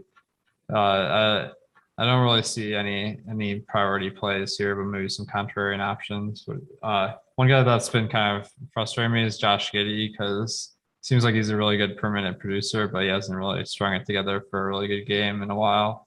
You see anything? Yeah, I mean, the biggest issue I have with Giddy is that the playing, like OKC just runs such a bad for DFS rotation, with the exception of Gilgeous-Alexander. It's typically like 28 to 30 minutes for Giddy when Dort's out, and then you get huge minutes when Dort's in. You've been getting huge minutes when in the games Dort missed, but the assist numbers are really nice. The fantasy production is good. He's just at a price point now where I have difficulty prioritizing him. On New Orleans, we have Ingram questionable, and we had Herbert Jones say that he's a game time decision. So that was a new one, but I don't see much here unless Ingram's out, in which case Devontae Graham and NAW seem like they'd be pretty good options, especially given OKC is a good matchup. I don't know if we're going to get that news before we make lineups because the game tips at 7. But how will you handle this if Ingram's out? If Ingram's out, I'll try and get to more, like you said, Graham and Alexander Walker, but also Joval. I think he's a good option if Ingram is in. He looks good. But if Ingram's out, the usage, the rebounding, and the assist numbers for Joval increase. The per minute production obviously goes up along with that. And like you said, it's a really good matchup here against OKC. So I like getting to $9,100 Joval or $8,500 on FanDuel either way, but he becomes more of a priority for me if Ingram sits. And then similarly, I think that $6,200 for Graham, $5,800 for Alexander Walker, those are both perfectly fair salaries, and you can get them at pretty low ownership in tournaments. But if Ingram sits, there's more usage to go around for both of those guys. Also, Josh Hart would go from, I think probably playing 30 to 32 minutes if Ingram and Jones are in, to he's been playing, 35, 36 minutes in competitive games with them out. So all of these starters would look better if Ingram and or Jones, if Ingram is out. If Jones is out, I don't really care if Ingram is in, none of that matters. But if they're both out again, they all just start to look a lot better. For the last game, Detroit, Houston, we got 3 minutes, so let's make it quick. On the Pistons, I think Cade Cunningham's a great play. He'll also be really popular because of his cheap price of $5,200 on DraftKings, $4,800 on FanDuel. Is he a priority tonight? Yep. Played 30 minutes last game, but dealt with some foul trouble. We saw 32 minutes the game before that.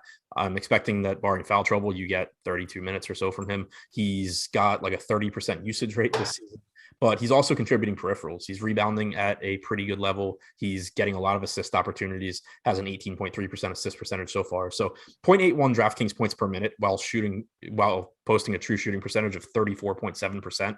Kind of just tells you how high his ceiling is, but also how high his floor is if he's able to produce that level of fantasy points while shooting basically like I would. Saddiq Bey is only $5,200 on FanDuel, so I think he might be one of the best plays on FanDuel that no one's going to talk about because he's not priced well on DraftKings. In our boom bust, he has a 20% optimal percentage compared to 24% ownership, so not a great leverage play, but a safe bet. Do you like that on FanDuel? Yeah, I like that a lot on FanDuel at that price. All right, and on Houston, we got Kevin Porter is in, Şengün's out. One guy that I'm kind of curious about is Jae'Sean Tate with Daniel House coming back. I'm wondering what the starting lineup is going to be. So what do you think is going to happen with House back? And is Tate a good play today? I'm expecting House to come off the bench. Tate, I always have like an uncomfortable amount of Tate because he projects well, but like he doesn't do any one thing really well. It's just like he gets enough usage, he gets enough rebounds, he gets enough assists that over 30 to 32 minutes at his price tag, he looks like a good option. Şengün being out makes me a little bit more comfortable in Tate because I think it's less likely that House cuts into his minutes. I think you probably get House replacing some of those Şengün minutes behind Daniel Theis. So I still like Tate, not a priority for me, but I think that he's a pretty good option. Same can be said for Jalen Green at 5,300, not on the same level as Cade Cunningham or Ricky Rubio, but he's also not going to get nearly the ownership. He's another guy, another one of these rookies that's shooting really poorly out of the gate, hasn't produced at a really high level, but the ceiling is certainly still there. Christian Wood, Kevin Porter, high upside guys that I think are a little bit more difficult to get to. I'm kind of curious, what are your thoughts on Daniel Theis with Şengün out? Because we've mostly seen him in the low 20s, but then we've had a couple of games where he plays more. With Şengün out, I don't know if he were to get to like 28 minutes here at 3,700, I think he starts to look pretty good. Yeah, Theis is always the guy I'm a little nervous about because of his foul rate. So let me just pull that up for this season real quick. Per 36 is what I look at. He was at 4.2 last year. He's done a better job every year of fouling less. So he's at 3.5 per 36 this year. So I think he'll be able to stay on the floor for 28 minutes. So I think that's a good call. He's only 3,700 on FanDuel, so I think he's a great option. We're out of time, so hopefully get all the breaking news up to lock. We got Live Before Lock following us right here with Eric and Greg. Thanks to Prize Picks for sponsoring the show, and thank you guys for supporting the stream and the site. Good luck tonight, and stay tuned for Live Before Lock.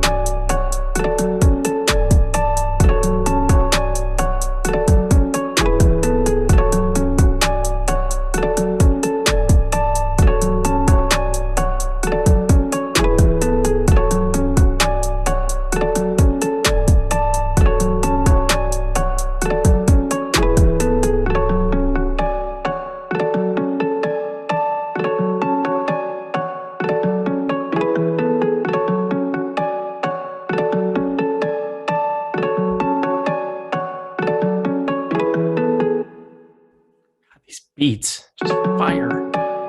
I didn't even know Jordan played the piano. I know, it's like a clavicle, actually. Look at that. Welcome, everybody, to NBA Live Before Lock, presented by Prize Picks. I'm Eric Lindquist. Very exciting. I'm going to not really even give you my normal, hey, do all the things. You already know to hit the like button and the subscribe button and the notification bell. I don't need to tell you that. You want me to get right to this 13 gamer. We have tons and tons to get to. So I'm going to shut up here now. I'm going to just introduce my guy, Greg Ehrenberg, quick at G Ehrenberg DFS. How you doing, my dude? Listen, everybody should be very excited today. Eric should be excited. I'm excited. And you know why everybody's fired up around here? Because I have a new microphone and no other reason. That is the big news around here. I have a new microphone. Then, Eric's getting married tomorrow. That's not getting married, but he's going away for his wedding starting tomorrow. So my audio should be sounding better now. I've been testing it and it appears like it's a better situation. But also, guys, we're going to hawk for likes here. I'm going to hawk for likes. Eric's getting married, like the video, so he's going to get a quick vacation here while he gets married, goes on his honeymoon. But do us a favor, like the video, subscribe to the YouTube channel. That could be your wedding gift to Eric Lindquist. God, it would be awesome. It would be very much appreciated. I'll be back in 2 weeks. I'm going to miss you all very, very much, but I'm excited, to have a little time away. I haven't taken a day off of DFS, I think, since probably like November last year. It's probably been like a year. If I'm being honest, that's probably not a great thing. I should probably take more time off here and there, but definitely been having a blast here at Awesemo. Love you guys all. Quit yelling. No, he's not yelling. His mic sounds fantastic. I'm not yelling either. I'm just excited to get to this. Let's just get to work here. This is still me trying to be professional, I think. We'll find out. But I'm going to list off all the questionables. I listed them off here because, again, it is madness what we're looking at. Rajon Rondo, Zaire Williams, Herbert Johnson, Damian Lee, Austin Reeves, Terrence Davis. Those are kind of some of your more middling options here. We're looking at PJ Tucker, Tyler Hero, Tyrese Halliburton, Dylan Brooks, Bam Adebayo, and Brandon Ingram, those two being massive here. Greg, which pieces of news are you keeping your eyes on the most for your lineups? Tyler Hero and Bam Adebayo both expected to play tonight. Correct. So not anything that's too much of a concern here. The players that are actually questionable that matter. Malcolm Brogdon, Brandon Ingram to an extent. The thing is, he's been out for a little while and the pricing is kind of adjusted at this point. So I'm not sure that's something, if Brandon Ingram's out, that I'm going to have to really change everything. Malcolm Brogdon would be a big one, especially because Karis LeVert has already been ruled out. In terms of these lower tier guys, Tyrese Halliburton, maybe that could have an impact, especially when you consider that the Kings already as is are potentially shorthanded. But in terms of what we're going to likely be getting as news during the show, it's kind of just Malcolm Brogdon, I think. Yeah, I think Malcolm Brogdon's a massive piece of news. No Karis LeVert. I mean, this is just, this could be really, really fun, this slate. Obviously, we got to wait a long time for that game. Are you making any adjustments in Cruncher or anything otherwise where you're trying to give a boost to that game just so you get maybe a little bit more of it so you have some swappability? The 13-game slate. So, I'm just saying, Greg, it's a question. It's a show talking DFS. But I'm saying that I don't think we have to take any kind of crazy sort of, it's totally different. We're talking about late swap on a 3 or 4 game slate. But here, as is, you're just naturally going to be getting to a lot of guys in different games. So we've got, the Pacers Denver game starts at 9 p.m. And then we've got 3 other games that are starting at the same time or later. But then you've also got a whole bunch of 8 p.m. games and 8:30 game. We're talking Eastern time, not Eric's fake time zone. So there's going to be likely time that we're going to get that lineup and plenty of flexibility to switch. My guy Loco looking out here. Pacers guard Karis LeVert is out in Denver due to back soreness. Malcolm Brogdon coming back from an illness is questionable but expected to go. That's great for me because I was already planning on having a ton of Malcolm Brogdon. I would love for that to work out to fruition. If you're going to be playing some Denver Nuggets in your life, awfully nice to be able to complement and have some Indiana Pacers as well on the other side. So that's something I'm planning on doing. And I think that was more of what I was alluding to, as opposed to saying, ooh, you need to prioritize only this one game. But I totally get where you're coming from because I probably set that up as bad as possible. But we go position by position here on this show. I'm going to start with guard, and I'm not going to start on the top end. I want to start with Ricky Rubio. He's not starting for the Cleveland Cavaliers. Do you have any concerns about that whatsoever? Yes, because because I think before we were looking at Ricky Rubio, and number one, he was actually looking at the most recent, we got an ownership run 39 seconds ago, now 51 seconds ago, as I refreshed my page again for no reason whatsoever.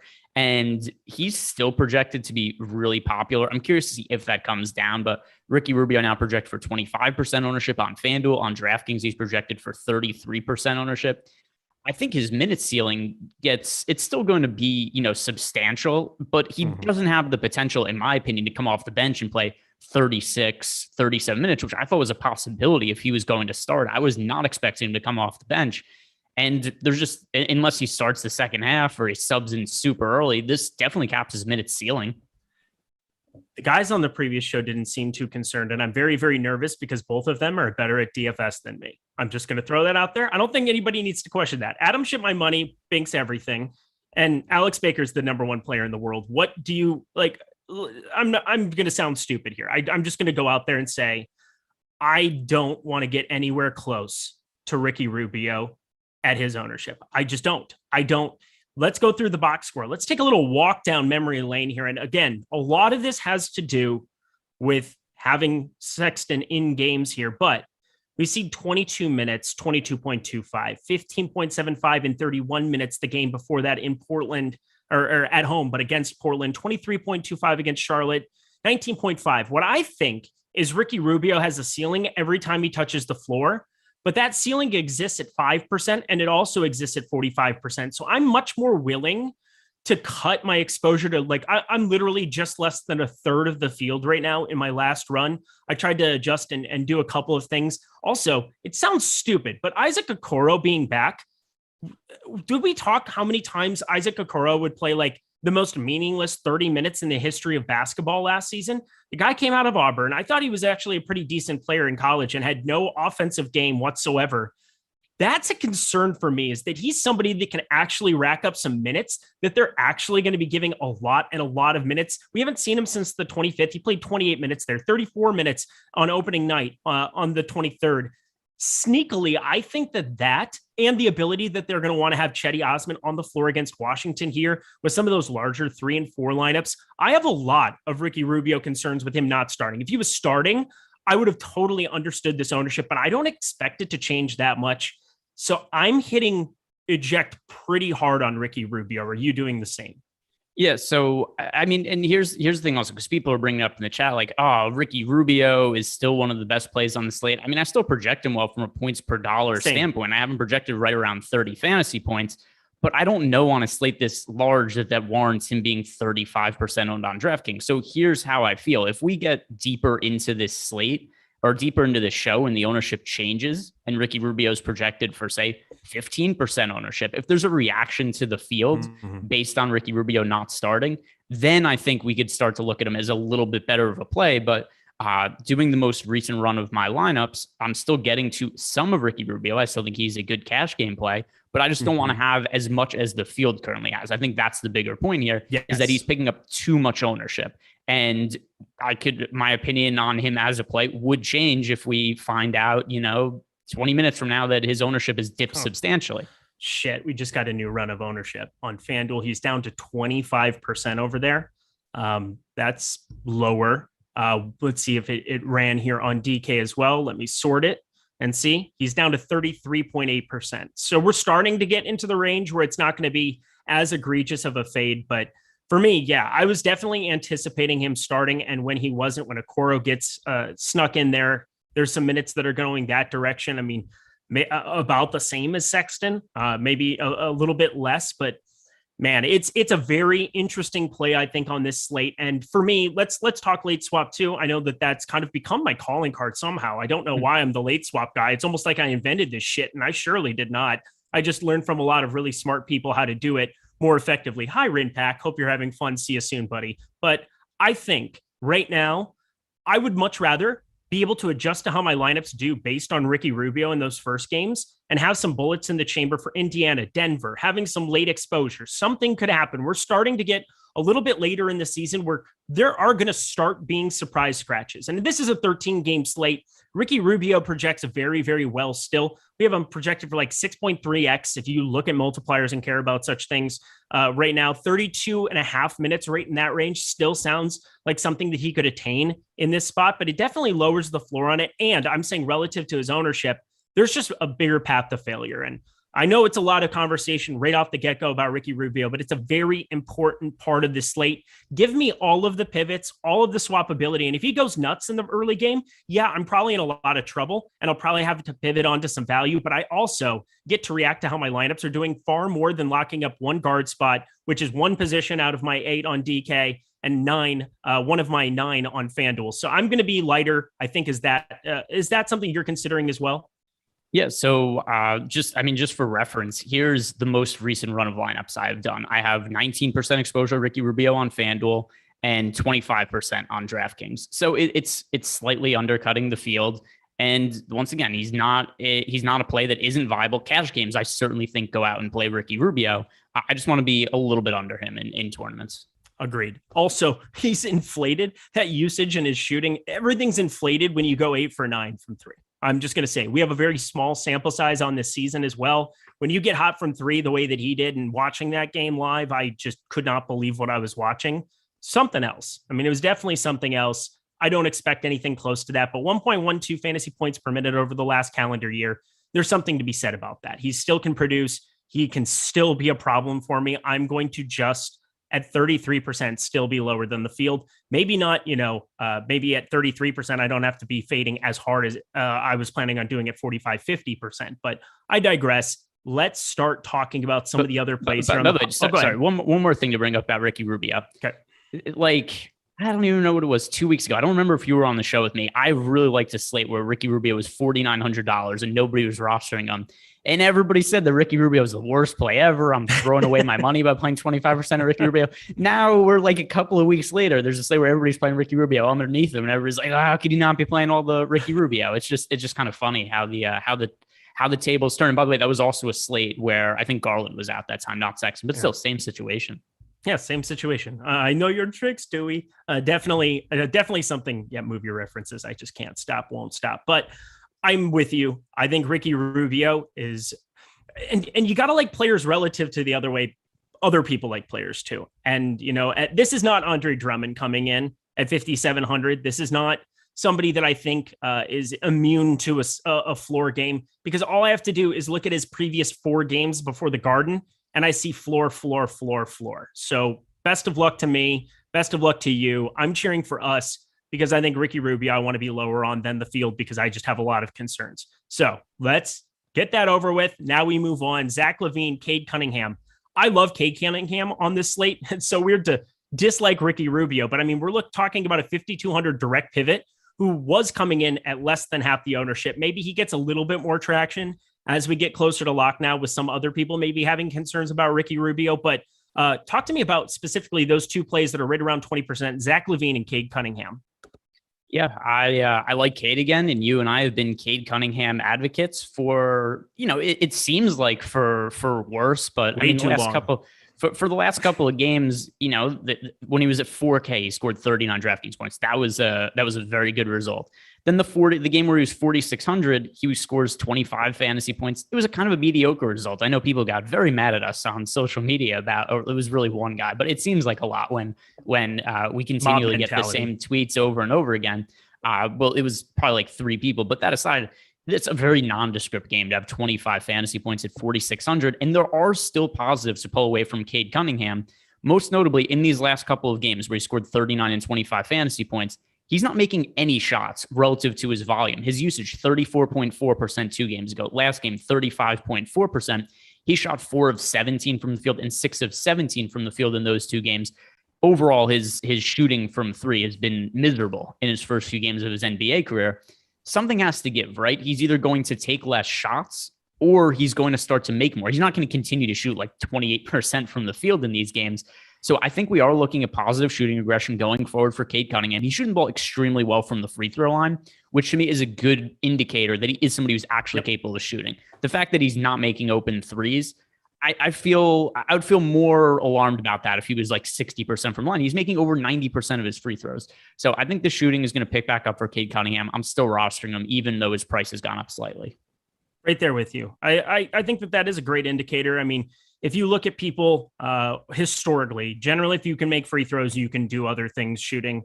No issue whatsoever with that. I think you're dead on. Next group of guys, we've got Colin Sexton. Not Colin Sexton, Darius Garland, his buddy, obviously. Don't play Sexton. You'll get 0 points. Darius Garland, Malcolm Brogdon, who I'm well over on 12%, simply because also gives me exposure to be able to move my lineups around. So I really like taking that bullet at 7,500. People shy away from the Q tag, and I embrace it because you can always move off of it and find pivots. Dennis Schroeder, not necessarily there. Where are you falling on some of these other double-digit owned guards on DraftKings?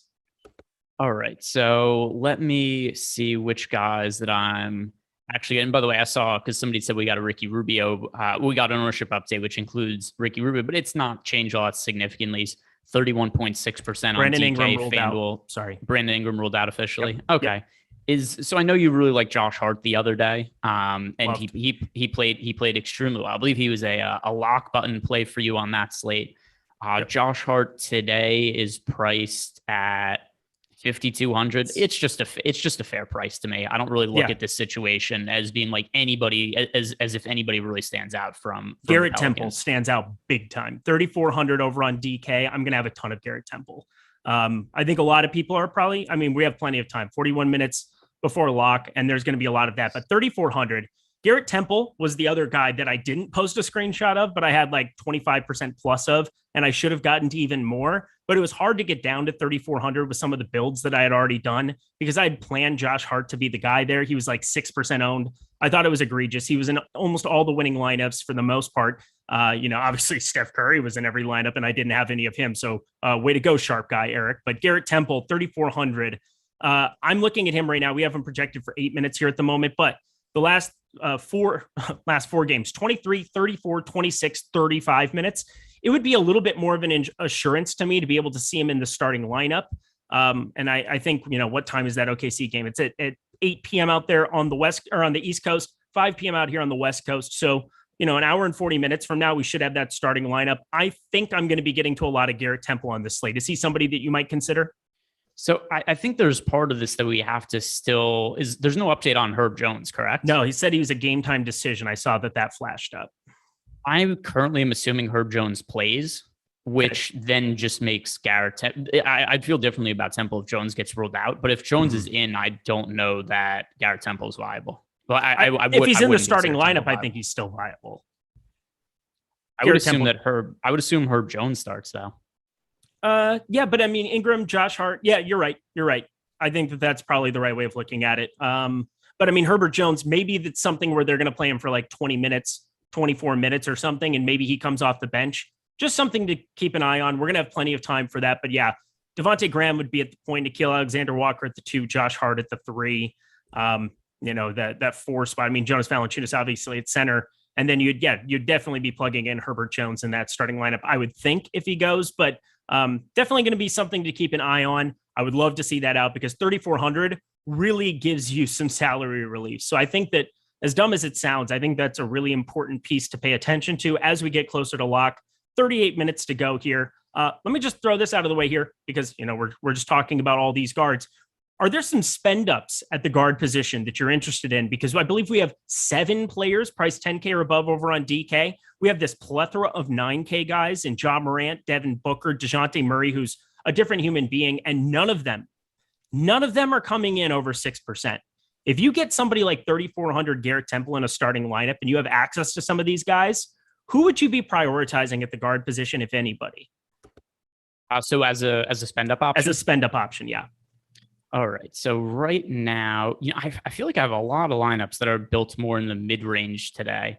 But one guy who I think is a little bit underpriced, which I don't know if we're going to consider him a spend-up option or not, but Drew Holiday, the fact that he's still only $6,500 over on DraftKings, I think that is something to take advantage of. I know the matchup against the Knicks, less than ideal, at least it was last season due to the slow pace the Knicks played up. The Knicks defense has not been nearly as good this season as it was last year, which I think is something that maybe we need to adjust for a little bit so far in the first part of the season. But I mean, the salary on Drew Holiday, especially once again, considering that there is no Chris Middleton in the lineup. So we have $6,500 is the price tag on Drew Holiday. If you go back to last year, he was very regularly priced high 7K, low 8K range. He did have a minutes restriction for a little bit when he first came back from injury, but he played 30 minutes and 31 minutes in the last couple of games. Also, the Bucks aren't playing especially well right now. They need to run Giannis and Drew Holiday out there for big minutes to start winning games. So I think that this is probably the floor price for Drew Holiday. And I think going forward, he's going to become a lot more expensive. So I know it doesn't maybe fit the qualification of a pay-up option, but he should be more expensive. I like that call. I think Drew Holiday, especially after yesterday, it seemed to me, and I mean, I know he went nuts there in the fourth quarter to finish, but they definitely did not try to push Giannis did not try to push Drew Holiday. I think it was a game that they felt they could kind of compete at the very end and pull away with that one. So, ended up winning by 9 and covering, which, that had to be hurtful if you had some Sixers tickets there. But I'm looking at Giannis there as another guy that I definitely want to be spending up for, considering he's under 6%. That just seems crazy to me with his ceiling. And if raw points become more of the essential qualification, if we get some more news here in the next 36 minutes here, specifically Herbert Jones, that'd be very helpful to me personally. I think we could be getting to more of these guys. So Drew Holiday in the mid-range, I think that makes for a really nice play. LaMelo Ball at 10K, I have zero interest in. As much as I love LaMelo Ball, you're looking at an overtime ceiling game. I think Ish Smith actually is going to show up here or there. Kelly Oubre's a higher usage guy coming off the bench there, even than like a Cody Martin. So I think that you're going to find it difficult for him to find some of those ceilings. But Steph Curry, Luka Doncic, I can't really get to them either here at the moment, especially if I'm prioritizing Giannis at the power forward position, who I'm going to be 3-4x the field on. Going to be probably punting a little bit more, going down into that mid-range, who I really like. All right, some of these other guys on the bottom end, because we have so many plays at guard, it's ridiculous, and then we'll move on. But is there somebody who's not gaining any traction that you're like, yes, I need to be over the field on this guy? I mean, Drew Holiday would probably be the number one for me. I mean, the most recent run of ownership, he's projected for less than 10% on DK. On FanDuel, he's also projected for only 5%. So he's, a somewhat high priority play for me at that kind of salary. Let's see, running through also the most recent run of ownership, we've got Jalen Green is projected for 7% ownership on DK and 5% on FanDuel. That's another guy for me also, where I get his rookie season has gone not what a lot of us expected, especially considering his athletic abilities, but he's still pretty regularly putting up a usage rate over 20%. And kind of when we're talking about some of these other rookies, whether it be Cade Cunningham, whether it be Jalen Suggs, the efficiency has to pick up. These are not guys who are going to continue to shoot, 30% from the field. And one thing that's also kind of funny about Jalen Green is for all of the shit that Cade Cunningham has gotten, Jalen Green has been equally bad, and he's still the betting favorite to win Rookie of the Year at most sports books. I mean, I think for me personally, by far the two best rookies this year have been Evan Mobley and Scotty Barnes. So, I mean, the amount of love that Jalen Green is still getting, that nobody's talking about how much he's struggling, is I think a little bit of an oversight. But still, with that said, he's cheap and nobody's rostering him right now. So I like the upside that he's bringing us. If you remember just a couple of weeks ago when Jalen Green was 4,800 or 4,600 for exactly what the price point was, he was like 35% owned on those slates. So I think it's a good time to get into Jalen Green at really low ownership. Somebody, Cody Sheridan, thank you so much. It was kind of a backhanded compliment. He's like, Eric has some egregious takes, but I'm on Temple. Thank you so much, my guy. At least I got one of you to maybe see the light here on this one. Again, would like to see Herbert Jones, would like to see him in the starting lineup. Those are two important qualifications. Hey, look what Jordan Klein's got pulled up there. He's got the NBA main slate. I believe it's the ownership projections that are completely free today. Look at that. J. Michael Green on the top end, Jeff Green, Ricky Rubio, Aaron Gordon. Hop on over to Awesemo.com. Take advantage of that free premium offering for today. Very, very helpful. And also, if you enjoy these Awesemo Plus tools and content, $29.95 here is right now the going weekly rate, but it's 25% off. If you use NBA Live, all caps, one word, NBA Live, so much easier than NBA Live before lock, but NBA Live gets you 25% off that first week of Awesemo Plus Platinum. You can check out NFL, ownership, projections, all the things that we have to offer for that sport. MMA, I know Greg's in the MMA streets all the time, being very, very helpful to all the subs and himself in that regard. Lots of UFC cards going here. Obviously, last week was an unbelievable card of fights to watch. Couldn't believe how many of those were just extremely entertaining. And we've got golf coverage. I'll be on PGA Live before lock with Ben Rossa coming up after this at 8 p.m. Eastern time. So check that out. But that's free. You want the projections, you want everything else behind the paywall. Take advantage of this promo code now. Stop guessing, start winning, and join us here at Awesemo Plus today. All righty, let's jump on over to forward unless you have anything else from the guard position you want to touch on.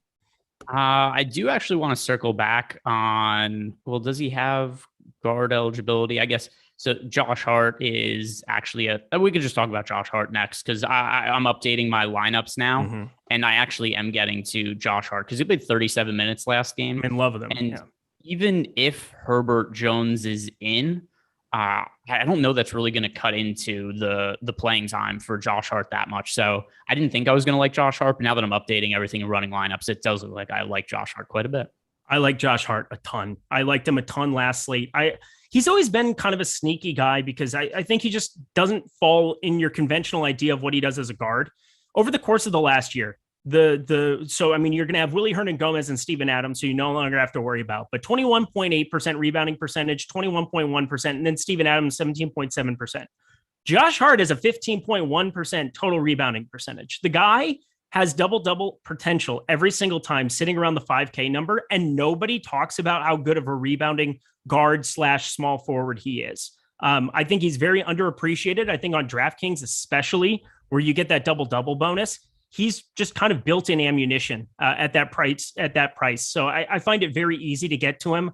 I'm always over the field on Josh Hart. Obviously, I haven't had to think about him for a while here. He had been out, but on that slate where you were looking at Brandon Ingram and Herbert Jones being out, I had already kind of pre-planned that I was going to go 100% on him no matter what if he was starting, and you had both of those guys out. That's exactly the way the news broke. Now we get Brandon Ingram out again. I think that makes Josh Hart's minutes so secure. It's ridiculous. I mean, right now we had him for 27.75. I have him for 34 minutes today. So I don't know if you have any kind of a minutes disparity or an idea that you have for Josh Hart, but I think he's going to be on the floor a ton tonight.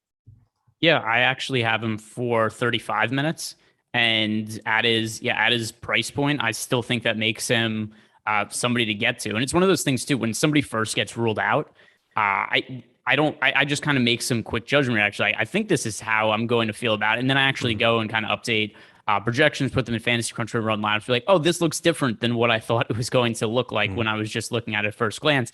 And then once you actually give Josh Hart the minutes and consider he played 37 minutes last game, he looks much better than how I just gut reaction felt to the Brandon Ingram news.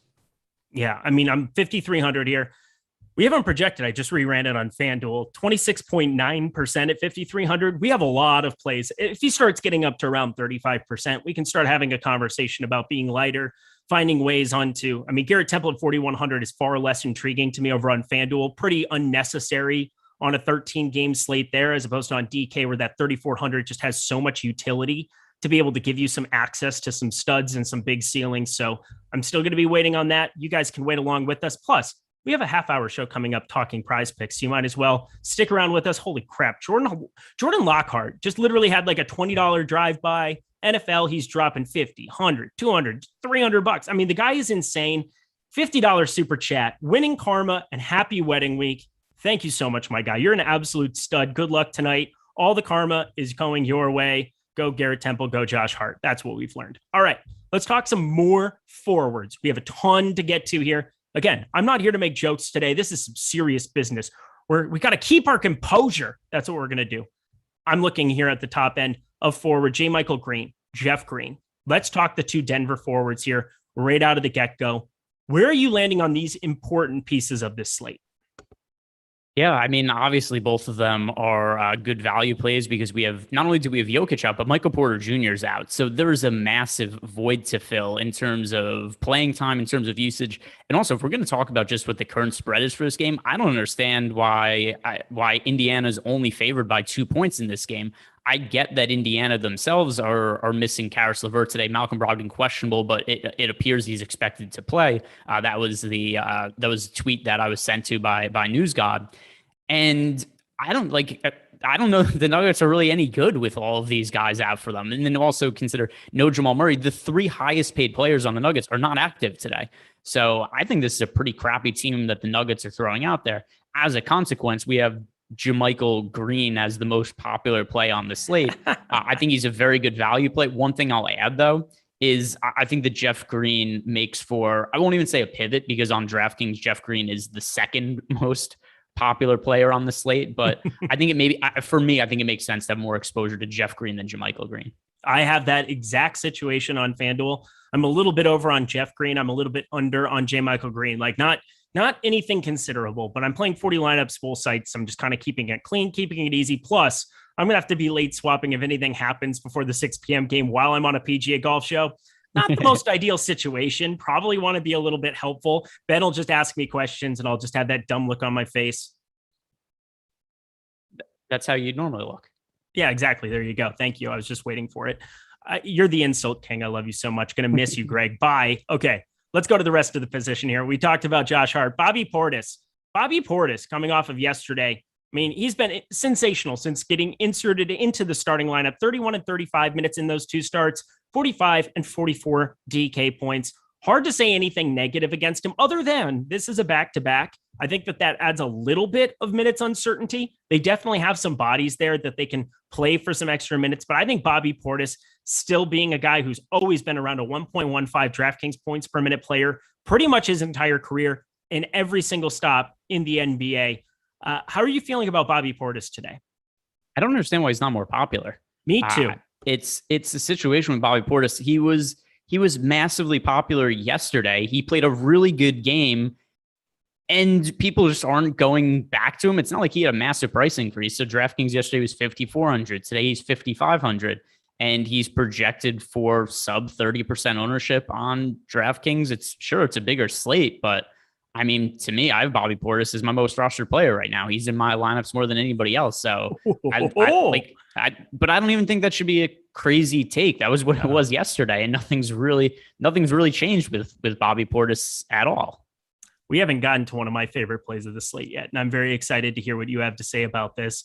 I'll probably be wearing the dunce cap coming out this, but I will say the reason that Bobby Portis isn't seeing the rostership is because you have Aaron Gordon, you have Jeff Green, you have J. Michael Green, all power forwards that are going to be eating up that position a lot of forwards, a lot of utility spots. So as a default, when you get two of those super cheap pieces that allow people to play more studs, like for me, I see there being a floor for both of them. First of all, I do think J. Michael Green starts. I think that they both start in this spot. Yes. That is something that I'm firm on. And therefore, I'm looking at this as a situation where I'll react if something ludicrous like, Zeke Naji or Bull starts, God forbid. I don't even want to put that out there in the world. I'm taking that back. But J. Michael Green and Jeff Green both stand out as great values, but so does it's not like they're going underowned or underutilized or underrepresented or anything like that. And Bobby Portis, you spend $2K more, and I think he has a much higher ceiling and a higher median projection than both of them already. I'm going the Bobby Portis route as well. I'm double the field on DK. I think that's going to be exactly where I land on him. Over on FanDuel, where you're able to play a lot of these centers at power forward, it becomes an interesting situation coming on a back-to-back and knowing how many other pieces you can get to there. The Knicks aren't the easiest matchup here, but at 21.7%, I'm still going to be over on that number on FanDuel. Love that play and love that call by you. Now, Aaron Gordon, Will Barton. We got to talk Denver because this is, again, Denver's the most important team, I think, on this slate as a whole, and trying to figure out what you're going to be doing with them. Aaron Gordon and Will Barton, where are you falling on both of them? Let's see. So most recent run here with Aaron Gordon and Will Barton, I'm underweight to the field on Will Barton. I think he's a little bit too expensive at 6,300. Not in terms of making him a poor points per dollar play, but he's really popular. And I mean, I have him projected for low 30s fantasy points. I have him for right around, let's see, where do I have him? I have him projected for 32.3 fantasy points, which certainly is viable at 6,300, but that doesn't mean that I think he should have this much ownership he's picking up. So I'm underweight to the field on him right now. Aaron Gordon at 5,200. I like him points per dollar slightly better than I like Will Barton, but still it's the same situation. I think he's picking up too much ownership. Really my favorite play relative to ownership on Nuggets is Jeff Green. Oh, relative to ownership. I have a favorite play on Denver. His name is PJ Dozier. Oh, sorry. I just ruined it. I just absolutely ruined it. Look, is it PJ Dozier? Greg, I swear to God. Is it PJ Dozier? I swear to God. Yes. Good guess. Well done by you. PJ Dozier. PJ Dozier is 5% on DK. Why is PJ Dozier, who I project for 30 minutes tonight at 4,100, 5%? There's no way. There's just no way. And also, I'm just a believer that PJ Dozier is just stacked behind so many guys, specifically Michael Porter Jr. and Nikola Jokic, where he needs to have the ball in his hand. Guess what? The guy can have the ball in his hand at will here tonight. There are going to be a lot of shots available. And if I'm going to be a little bit lower on Will Barton, which I'm kind of planning on, I need to be way over on PJ Dozier at that tag. Playing 40 lineups, I'm going to be near about 20 of them, just short of half of them are going to have PJ Dozier at 4,100 in. I don't know how else you distribute these minutes. Also, J. Michael Green and Jeff Green being inserted into this rotation, whether or not they're playing in that second unit or not, PJ Dozier is going to be a guy who has ample opportunity to shine. Like, I just think that he's the guy. I know other people might want to roster. I mean, Bones Highland, let's not even like have that conversation. Monte Morris, I might feel a little bit trepidatious about, but for me, PJ Dozier is going to be the biggest beneficiary offensively. I mean, obviously, Will Barton gets the automatic bump. No, that's not going to go under the radar whatsoever. But PJ Dozier at 5% is my favorite play relative to ownership on the entire slate. Do you have any interest in him?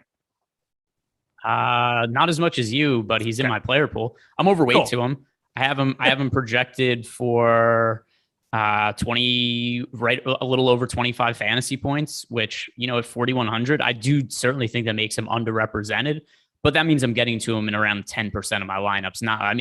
Not anything crazy, the stand that you're taking, but I mean, there is also a case to be made that as a leverage play, how do some of these guys fail that are really popular? Aaron Gordon, Will Barton, the two greens. One of them is just PJ Dozier ends up playing more minutes than at least one of the greens. He's not going to play minutes, I don't think, over Aaron Gordon or Will Barton. No, but that's certainly something that's in the realm of possibility. Actually somebody that I like a little bit more than PJ Dozier, but it's probably going to be kind of similar logic as Monte Morris. I think we're starting to look at guys in the Nuggets team who are not picking up very much ownership right now. Monte Morris only $4,400 on DraftKings. He also isn't picking up ownership. We know he's starting, and he played a pretty substantial role last game. We've seen him play a substantial role in the past. So Monte Morris, his numbers last game, he played 31 minutes. He had not a super high usage rate, but once again, we did see that Jokic was on the court for at least the majority of that game. I think Monte Morris, considering he's already starting, is going overlooked by the field. James, I'll take that literally if you'd like. $5 worth. Said, can I say PJ Dozier 20 more times? Would you like this? Are we ready? Begin. PJ Dozier, PJ Dozier, PJ Dozier, PJ Dozier, PJ Dozier, PJ Dozier, PJ Dozier, PJ Dozier, PJ Dozier, PJ Dozier, PJ Dozier, PJ Dozier, PJ Dozier, PJ Dozier, PJ Dozier, PJ Dozier, PJ Dozier, PJ Dozier, PJ Dozier, PJ Dozier. There we go. I know I've done worse things for $5, and Lord knows EMAC has. Oh, all right. Just talk to me about some forwards quick. Give me a second. Holy shit. All right. So there we go. As Eric recovers from by the way, I would think that he's in better shape for his wedding than the fact that he gets totally winded by having to say PJ Dozier 20 times. But hey, that's where we're at. PJ Dozier, tough, the big exercise for Eric for the day, saying PJ Dozier 20 times. So looking at the ownership in terms of pay up options, somebody I think is going a little bit overlooked on this slate is Julius Randle. Julius Randle's minutes as of late have been really high, which is to be expected whenever there's a Tibbs related team. Julius Randle in the last games, 36, 37, 33 minutes. That was in a blowout. 37 minutes, 37 minutes, 38 minutes. And now we look at the situation in the Knicks front court where they've just constantly had guys banged up for them. And we have a lot of value on this slate. There are, a good number of guys to pay up for, but it's not like we have an infinite amount of guys to pay up for that I think are terrific options. I think there's a lot of guys that are about fairly priced. And I think Randle is going totally overlooked by the field. Same thing happened the other day with Julius Randle. So I like him as a contrarian pay-up option, especially when Nerlens Noel is out again. Okay. I don't mind it. Don't mind it at all. Happy to get to a little bit. Not going to go nuts with it. I prefer the guy whose name I won't say again because it just hurts. It hurts. That was a lot. Yeah, it was a lot. It was 20 times. It was 20. And I guess I must have said it a lot before then because, he doesn't think that I'm going to do it. And guess what? You should know by now if you've been watching these streams, I'll go to some extremes. How about that? That was a nice rhyme time. Here we go. Rest of the forward position here. Is there anybody else that you really want to discuss? Because we've got 17 minutes before lock. I do want to touch on the center position. I want us to have plenty of time to get some lineups in, see if we get any news to react to. And of course, we're going to talk prize picks here in a minute.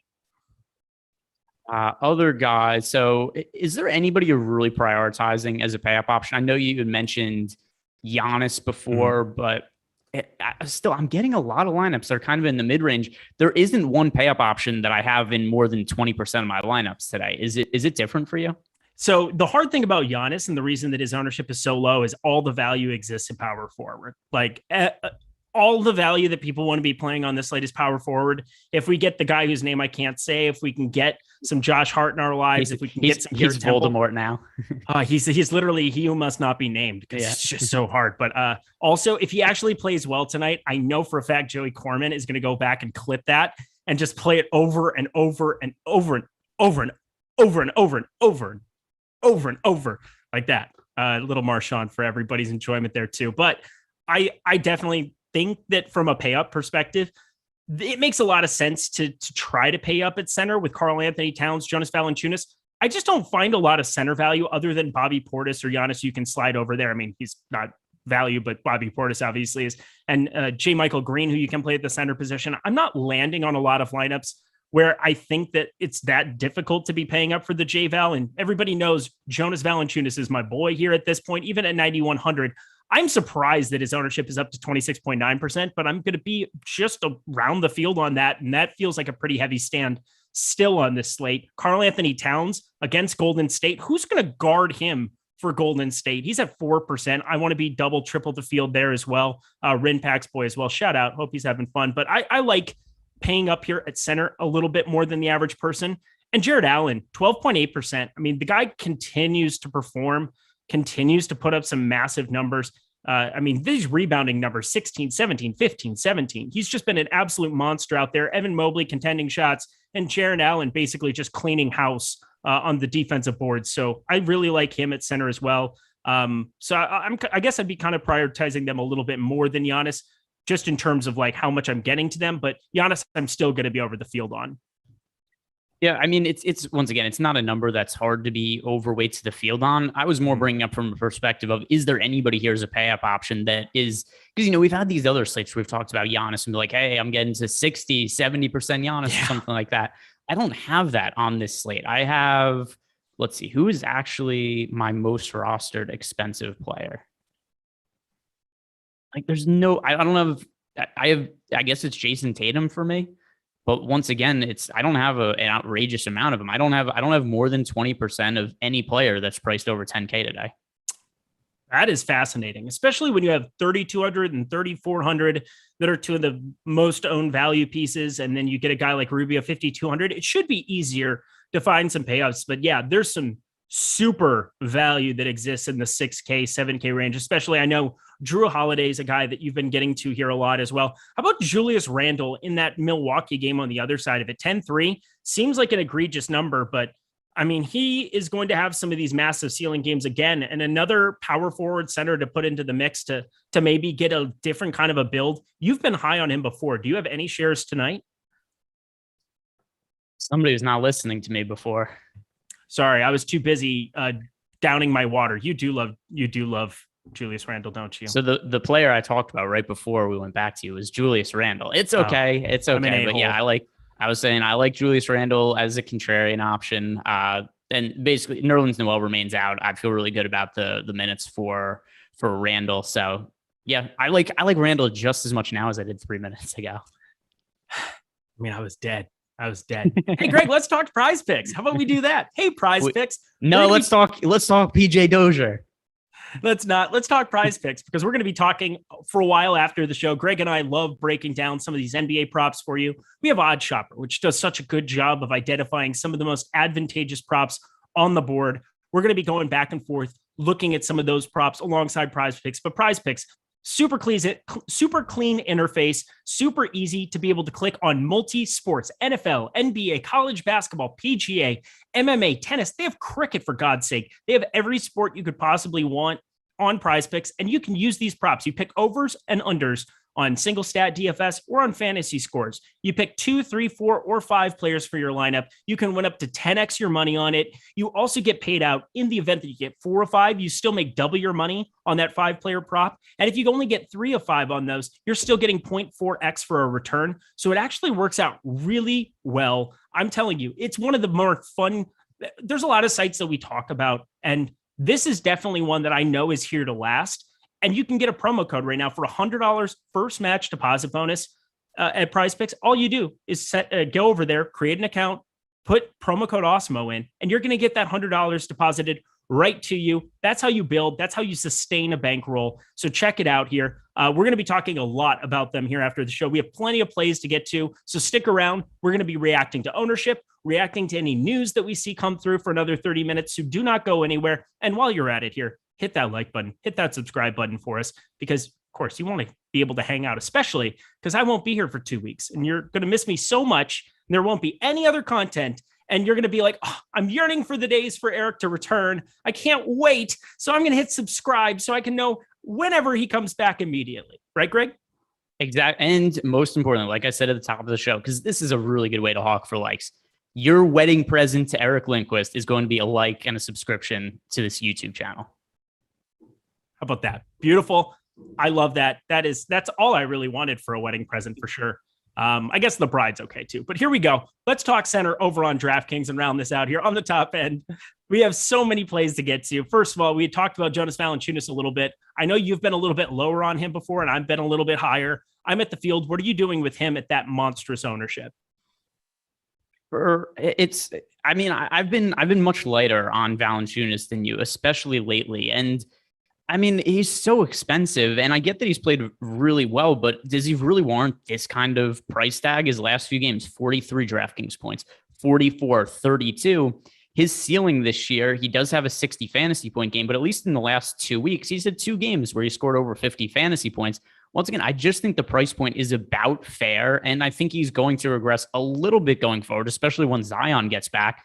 So I think that people have been rostering Valanciunas a little bit too high when you consider some of the slates that he's been on and just what his price has been at, because it's not like he's somebody who's gone out and has been scoring 50, 60 fantasy points regularly. He's been scoring fantasy points kind of in the mid-ish 40s, which makes the price tag just justified. Okay. Jared Allen, how about him? Let's see. So as for Jared Allen, I was too low on Jared Allen for certainly for the last 4 games, because like a month for me. Dude, I like his game log this year is so bizarre because he sucked for a stretch of time. He went 3 games in a row: Clippers, Lakers, Suns. 17, 24, and 16 fantasy points. And at that point, if you're just looking at the team, I think you have to be considering, maybe the fit with him and Evan Mobley isn't the best in the world, which I think was a small sample size, but not an outrageous conclusion to arrive to. Then all of a sudden, out of nowhere, he scores 56 fantasy points with no ownership. And then it's like, okay, could he do it again? Some people are rostering, some people not. Then he scores 55 fantasy points against Portland. He becomes massive chalk. And then just the last 2 games, 41 fantasy points, 49. I found him to be a player who's really hard to evaluate. So I am getting to Jared Allen, but just kind of even with the field, because I don't know. Is he the guy who went for under 20 points on average in 3 games in a row? Or is he the guy who's averaging 50 fantasy points in his last 4 games? It's probably somewhere in between, but I don't have a great read on it. So I'm just going even with the field. My night will be made or broken elsewhere. I'm going a little bit over just because, the ceiling has been there for a guy, that's still in the 7K range for sure. He's been incredible, and there's no way around it. These rebounding numbers, I think, are going to be here to stay. That just kind of seems to be the way that it is. Hey, Mobley, go contest every shot. I'll sit right here. Sounds great. Looks to be a little bit of the key for them. And yeah, Cleveland definitely surpassed expectations here thus far on the early season here. I'm looking at the rest of the center position, and there aren't a lot of guys that are crazy owned. We've got Bam Adebayo pretty right around the low teens number. Same thing, Jiren Jackson, who power forward center eligible. Drew Eubanks, a little bit under 10%, projects out really well for us. JaVale McGee, he's definitely an interesting talking point. I'm definitely going to be over on 7%, but not much. Is there any other center down here, kind of in this mid-range of ownership, that you're really gravitating towards? Let's see. Lower owned centers. What's a ownership number? I said anything from like 5 to 15%, because you're going to get so many studs. We can't talk about every play on a 13 game slate. Yeah. We can talk about our favorites that we're gravitating towards. All right. So I just refreshed the ownership. We did get an update a minute ago. If you haven't refreshed yet. I'm going to do that right now. All right. So now let me sort by centers, and somebody really wants to talk Chris Wood too. We'll talk Chris Wood here in a second. I have like no concerns with him on FanDuel. DK, it's just opportunity cost. He's not a priority for me over there. All right. So Bobby Portis, popular. I'm overweight to the field on Jiren Jackson Jr. His last 3 games, and he's so hard to figure out minutes for just because the Grizzlies are willing to play Jiren Jackson Jr. as many minutes as he could handle.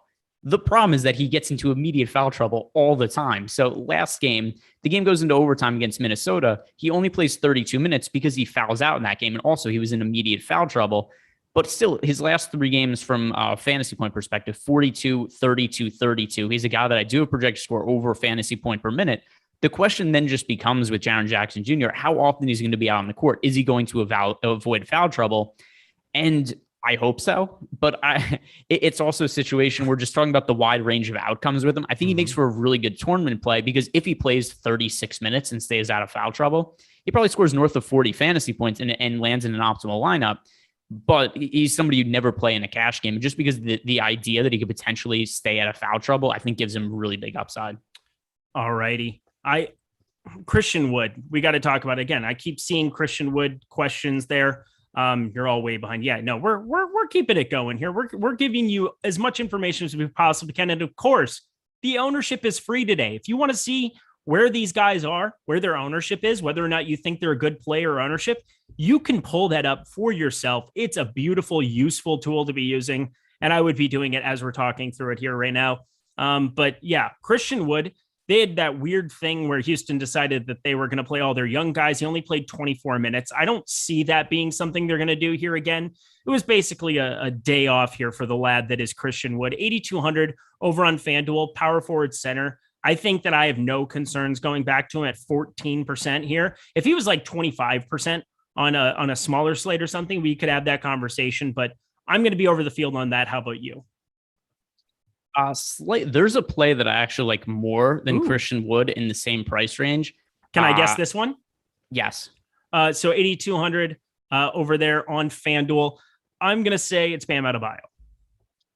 Nikola Vucevic, who is he going to finally start to hit shots? Because you're talking about Vucevic has been, an all-star center. He's been one of the more consistently good fantasy producing centers for the last few years now, and his recent issues this year, it's not even a usage problem with the Chicago Bulls. I know they have all these stars around him, and so a lot of people might just be looking at his results so far this year and think, okay, the reason that Vucevic is not putting up as strong a fantasy production is because he's playing with DeMar DeRozan, Zach LaVine, Lonzo Ball, and there's just less touches for him. That's not the case at all. I mean, sure, there's a little bit less touches, but he's shooting 37.8% from the field. He's shooting 26.2% from 3. He's only shooting 72.2% from the free throw line. This is just entirely a result of a guy who's not been able to make shots. And he finally started to hit shots in the second half of the last game for the Bulls. He only finished 5 of 14 from the field, but that was because he started the game something like 1 of 9. So then the idea that he finally hit shots in the fourth quarter of that game, I think we're going to start to see Vucevic get going sooner rather than later. He's a little bit underpriced compared to where he is historically, and people aren't playing him today. So I'm looking to buy low on Vucevic. I love that call. I think that's actually something that went a little bit overlooked for me on FanDuel. DK's price tag's been up there in a place where I can't really get to that very often, but I'm happy to be getting to it over on FD as I'm finishing my lineups there. Man, 3 minutes before on a 13 game slate. That's a record for me. I'm pretty proud of myself. I've got them all set and secure. I'm ready for any news to break our way. We're of course going to be late swapping. We're of course going to be talking about the slate right afterwards. And yes, Dave Loughran, Lofty, our boy in the chat, telling me I need to get 1K likes. I mean, what more do you need? Greg's been saying it's a wedding present to me. What more do you need? What more incentive do we need to hit the like button? If you want all this great free content, we've got 2.7K people in here. All I need is just like less than a third of you to hit that like button here, because we've already got a number of likes here. It doesn't update in real time here on my iPad, but let me refresh it and I'll see where we're at. But we definitely need to get those likes up, and we're going to be turning it over to the Prize Picks half-hour show here in a second. But first, we're going to react to all the ownership that we see in the early games on DK, in the main tournament over there, and FanDuel as well. Greg and I both going to be taking a look at that and then jumping into Prize Picks and covering all of the great things that they have to offer over there. We've got 2 minutes here before lock. I know Greg's got everything updated. Is there anything you're noticing with your lineups right now that's kind of surprising you? Anything that's surprising to me? Not really. I mean, it's a big slate, so the ownership is kind of spread out for me.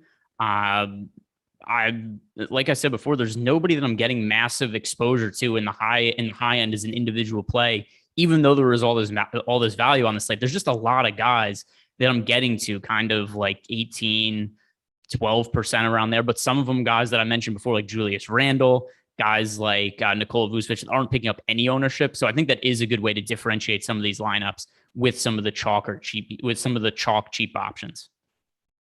All righty. Love that. Love that. And I love Cade Cunningham. I have way too much of him pretty much everywhere. I didn't know I was going to get to as much of him as what I did at 5,200 on DK, but hey, here we are. I'm expecting some positive regression sooner rather than later. 30 seconds here to lock. Please get your lineups in. Please, please, please don't pull an Eric Lindquist where you just don't. That would be unfortunate for everybody involved, especially you, because it's your money. But I'm just kind of finishing everything. I mean, it's done. I have my lineups in. I'm ready to rock. I gave a little bit of a boost to Malcolm Brogdon. We'll be being able to pay attention. If there's some massive news that drops that we're able to react to, we're still waiting on Herbert Jones, and that's going to matter. Everybody knows it's going to matter for me in regards to Garrett Temple here. I think that could just be a really, really underutilized play. And we're at lock, everybody.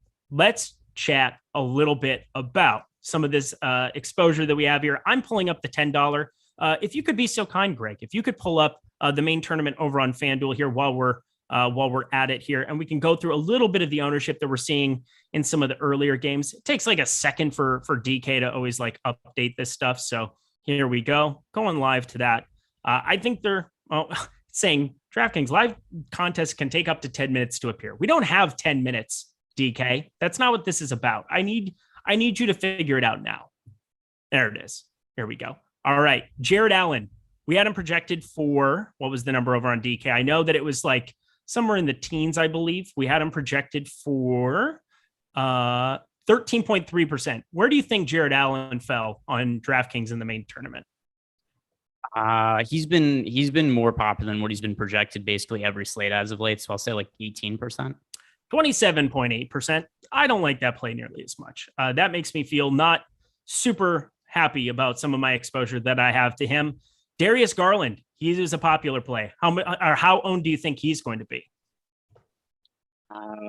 Darius Garland. I'm kind of interested actually more so. So if Garland's going to be popular, then that means people pivoted off of Ricky Rubio to some extent. Maybe Garland then at like 25% and then Rubio potentially sub 20. Narrator, they did not pivot. Ricky Rubio, 45.3% owned in the $10. Okay, wow, that is massively popular. The way that you would set that up, I was thinking that I was trying to fuck with you. I was trying to screw with you a little bit. I was being a jerk. We did.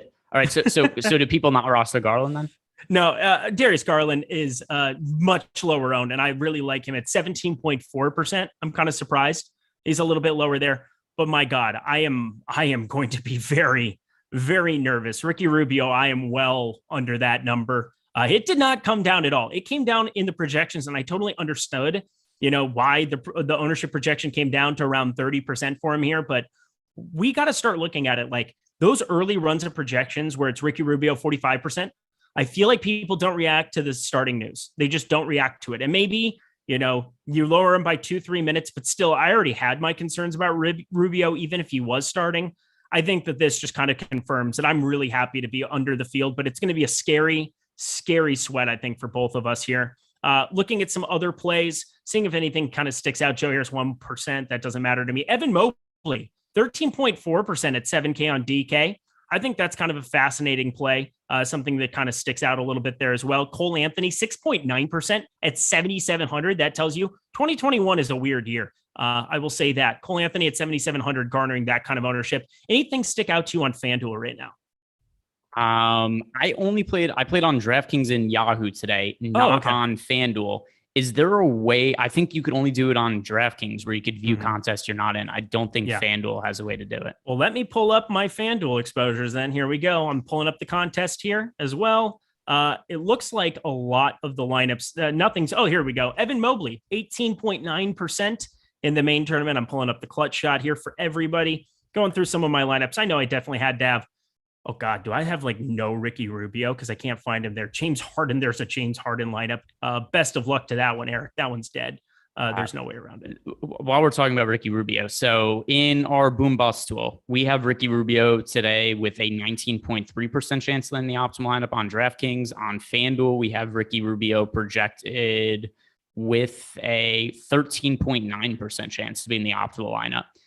Listen, points per dollar, Ricky Rubio, still, like we were talking before, graded out as a good play, just projection-wise. That is way too much ownership for Ricky Rubio. Now, in Sue, he goes out and scores 1 million fantasy points and shoots 110% from three or something like that. But it's too much ownership. He's not nearly as likely to land in the optimal lineup as what he is. Half the lineups on DraftKings, that's a crazy amount of exposure, in my opinion. I hope you guys all stuck around. Tyrese Halliburton, Terrence Davis ruled out. We got both of them out. So I had Tyrese Halliburton in today. Did you? Yeah, I did. And also I had Terrence Davis in as well. So this is going to open up a lot of value on the Kings now, particularly Davion Mitchell. Again, this is why I love these half-hour shows, is we're still able to adjust. We hadn't even really talked about anything being super intriguing. I mean, Davion Mitchell becomes extremely intriguing to me on both sides. 4,600 already. One of the more impressive young defenders I've probably ever seen in my life. This guy gets after it on the defensive end. I mean, it's like Lou Dort, a little bit of that kind of style player, like a good real life player, maybe not anything polished offensively, but Davion Mitchell, incredible at Baylor during that run.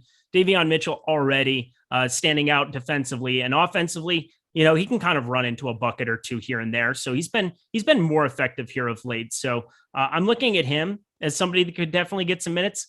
God forbid, are we looking at Marvin Bagley entering this rotation? I don't even want to say that out loud. I don't even want to say it. Not something where I want to roster. I mean, it's right. It could potentially happen if you're playing the late slate, or I forget exactly. I'd have to check which slates are on here. 8:30 p.m. start time for this game. So he hasn't played since opening night, and he played 10 minutes that game. The short answer is no. Over under. I did not say Ricky Rubio is a bad play. I didn't say he was a bad play. I said he was a bad play at his ownership. I think he's a great play if you're playing cash games, if you're looking to play something like that. But relative to ownership, I just could not possibly get there. A lot of other players on a 13-game slate that I wanted to play that I wasn't going to get to. And by the way, he's 37.4% at 5,500 over on FanDuel. Man, I am really, really going to be fading Ricky Rubio today. It's not going to be healthy as this game gets going for sure. So those are kind of a little bit of the ownership things that we wanted to touch on here for the first 5-6 minutes here. But it's time to talk prize picks. I had kind of alluded to it earlier where prize picks, 2, 3, 4, 5, 6 players, 2 through 5. You can play up to 5 players in any kind of a lineup over there. And you pick over and unders in all of these sports. Super easy to download the app, Google Play and the Apple App Store, or go to app.prizepicks.com. Check it out right now because we're going to be going through some of these NBA props and alongside Odd Shopper, which again, Odd Shopper is going to be a big part of what we're talking about going forward because sports betting, props, all of this is the future. Looking at all of these different things, and this has such a utility to what we're doing over on Prize Picks. It's easy to sort by expected ROI, expected win percentage of some of these plays. You can do it for sports bets. You can do it for players. I'm going to go right here, right off the bat, and just see, oh, okay, what are the top player props? I can sort it by NBA player props, and then I can go expected ROI from largest to smallest. Because again, I like the large ones that end up allowing me to win a lot of money here on the top end. I'm looking at Domantas Sabonis, 58% expected ROI, 81% expected winning percentage on his under 5.5 assists. You can see the projection right on the page, 4.1 assist projection. Those are Awesemo's projections put onto Odd Shopper for free. Utilize these now because it does not get better than to be able to make positive EV bets every second of every day throughout the day, being able to adjust to news as it's coming in. So I love that Domantas Sabonis play. And then I can jump over to Prize Picks as Jordan Klein, the best producer in the game, named Jordan Klein for sure, bar none. Look at the assist prop that we have for Domantas Sabonis, that 5.5. I'm going to slam that under and boom, there's my first Prize Picks of the day. It's as simple as that. Took less than 1 minute. So fun, so easy to use. Greg Ehrenberg, is there something that you're noticing in your projections or on Odd Shopper that would make for a great Prize Picks tonight? Yeah, and then also something to take note of with some of these prize picks props. A lot of them are just different from what sportsbooks have. A lot of sportsbooks have 4.5 as the assist prop for Sabonis. They have it at 5.5. And one of the reasons this is inflated is because Malcolm Brogdon is questionable to play. So if Brogdon is ruled out, that assist number for Sabonis would shoot way up and it would be viewed way differently. But based on the information that we had sent in our Discord channel before, as of now, Malcolm Brogdon is expected to play. And let me just check to make sure there hasn't been any kind of update on that since then. But as long as Brogdon plays, I think that's a good number to look at for Sabonis. I guess the only other way I'd look at that, because we're talking about him right now, would you place the under 5.5 play now, or would you wait for the Brogdon update to be assured that he's in the lineup? I mean, if you can have your finger on the trigger and just wait for that notification, reacting to news, and you've taught me this over the last couple of months, I'd say that not only are you one of the best in terms of futures and capitalizing on some of those gains, but you're somebody that the timing of the news and being able to react to it immediately is the edge of sports betting. It's the edge to playing at a site like Prize Picks, to be able to go over there and say, yes, I'm going to get that play in here immediately, click, done. Domantas Sabonis, I would wait. I'm going to sit here and wait. But even as we project him right now, I mean, I think that there's still going to be a slight projection. If you go over to DK right now, if you go to Fantasy Cruncher for us right now, and you look at our projections, Brogdon's projected in. We have 40 fantasy points projected for him. And so, yeah, it's projected alongside him. So, if you wanted to wait and say that, we don't know if Brogdon's going to be in or not, 5.5 would change to 6.5 probably is more of the number you'd be looking at. And it'd be more of a stay away for me. So yeah, I think maybe waiting on Domantas Sabonis isn't the worst idea, but even as it stands, if he ends up getting ruled out, 5.5 still feels like a very large number to be getting to. His assist rate has just been scarily down this entire season. So I'm not completely against it either way.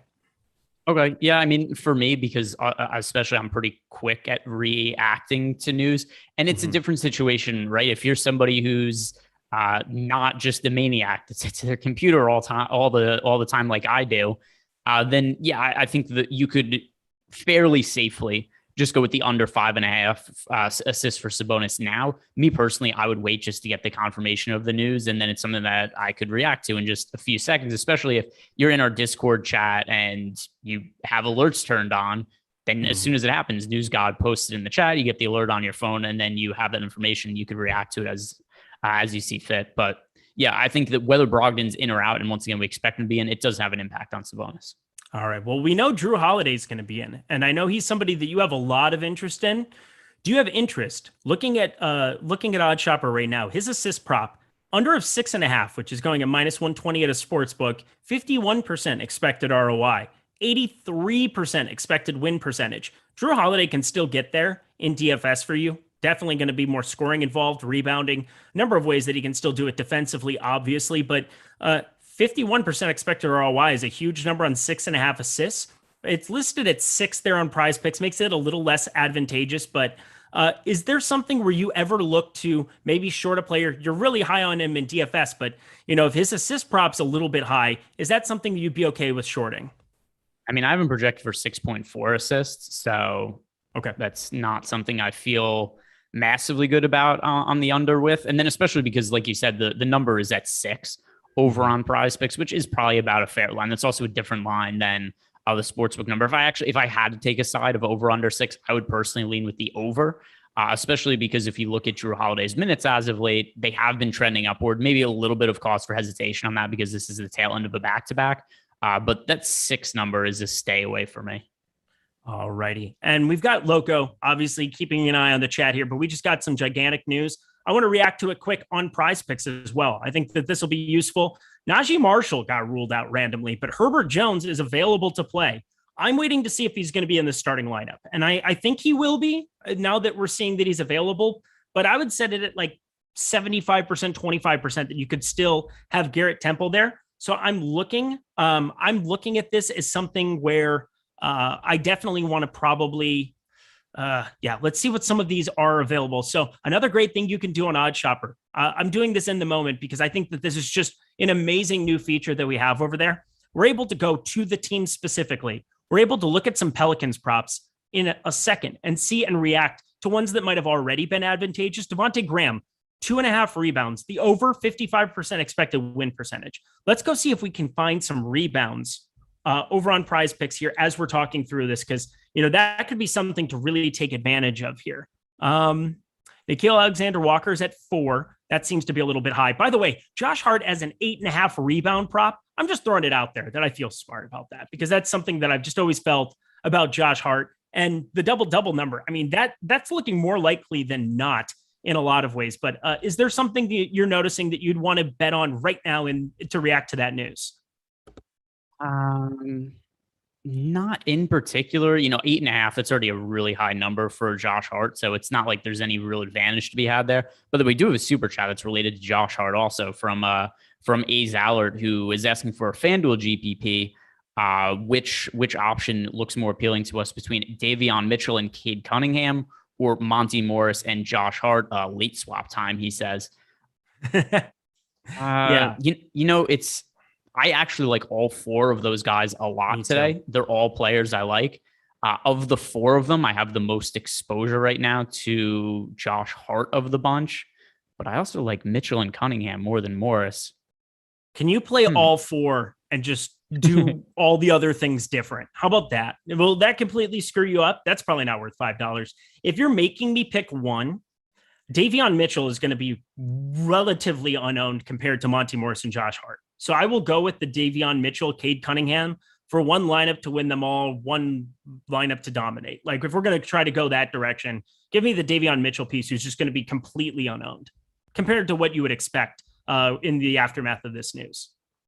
Yep, I think that is a reasonable way to look at it. By the way, I'm expecting Herb Jones to start today. I think the starting lineup is going to be Graham, Nickeil Alexander-Walker, Herb Jones, Josh Hart, and Valanciunas.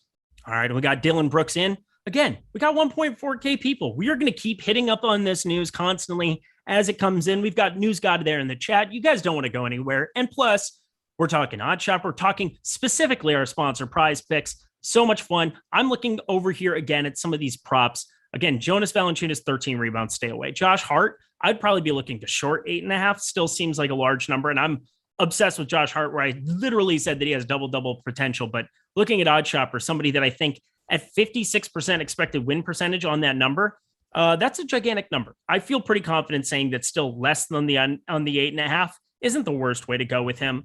And I'm obviously extremely invested in DFS, so I'm happy to maybe short him. You don't want to necessarily go counter to every read that you have or everybody that you're standing for in your lineups, but I think that that's still a pretty large number. I'll see if any of these props react, but as you said, it's not the most advantageous thing. I was hoping we could extract a little bit more value, but on Prize Picks, are there some props that you do have your eye on for NBA? And then, of course, because this is kind of our Wednesday tradition, we're going to talk about some other sports too.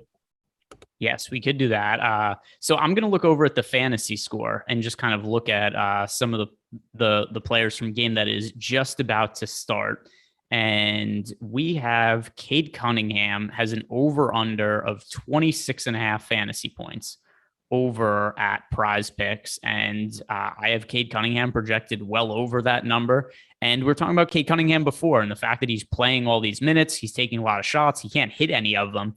But it's still somewhat encouraging for me. We know the minutes aren't going anywhere because of the number one, the Pistons season is going nowhere. They used the first overall pick on Cade Cunningham. He's considered one of the better prospects in recent history. He's going to start hitting more shots. So I have him projected well over 26.5 fantasy points. That is something I really like on Prize Picks. Great call. I think that stands out. We obviously like Cade Cunningham and DFS as well, but that does not exempt me from wanting to take some overs on some of his props. That's kind of natural how that's going to work most of the time, as opposed to Josh Hart. But again, 8.5 is just a huge number. That definitely stands out to me over there for him. Mo Bamba off to a decent enough start, 3 points, 1 rebound, 1 steal. Over on FanDuel at 6,500, a little bit more useful. I had a little bit of him, not probably as much as I was anticipating earlier in the slate. But as I said, things change quick, and we had a lot of power forwards that you can play at center here too. With the multi-positional, it definitely changes the way that you look at FanDuel a little bit here. For me on Prize Picks today, I've been looking at some of these 3-pointers made and free throws made props.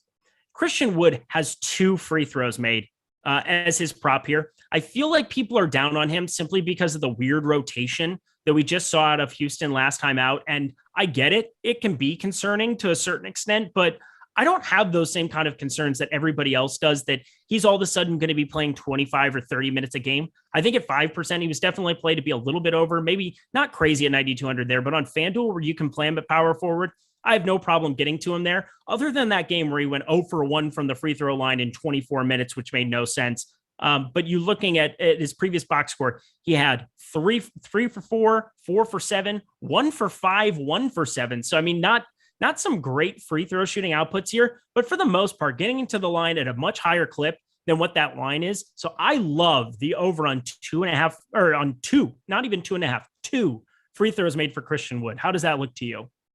It's really funny because this is the second show in a row that you and I have done together. You looked at the free. I never consider the free throw props. It's something I never really look at or think too much about. Thing. But yeah, there you go. You're the master of free throw projections. And so I'm gonna pull up. I'm inclined to agree with what you said, just because I haven't put all that much thought into it. But like you said, just looking at his free throw numbers now. Just a true professional over here. Don't mind me. It's fine. Just doing my research before the show. Sorry, I mean, who's doing research on free throws made though? Just the most. I know it's you. You're finding your edge there. But James Harden shot like 14 free throws that game that we recommended him. By the way.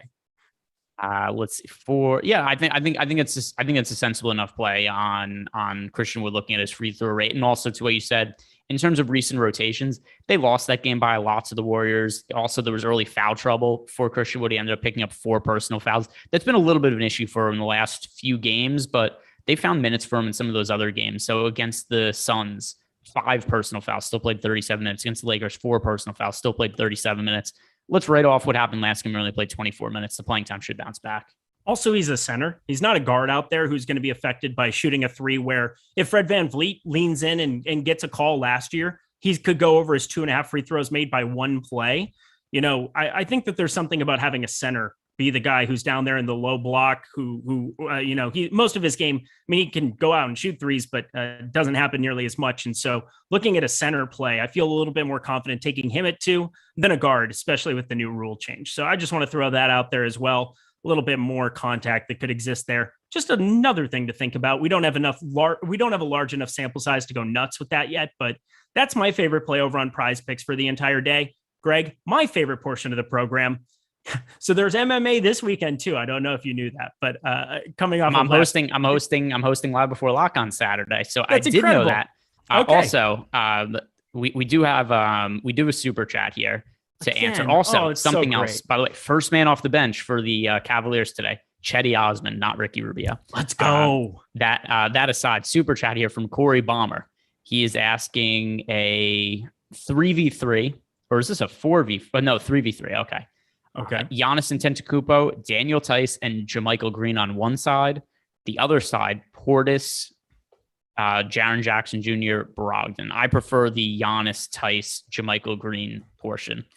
What are you doing with Tice today? We didn't talk a ton about him, but obviously with Sengun out here in this spot, we could be looking at a little bit of a minutes increase for him.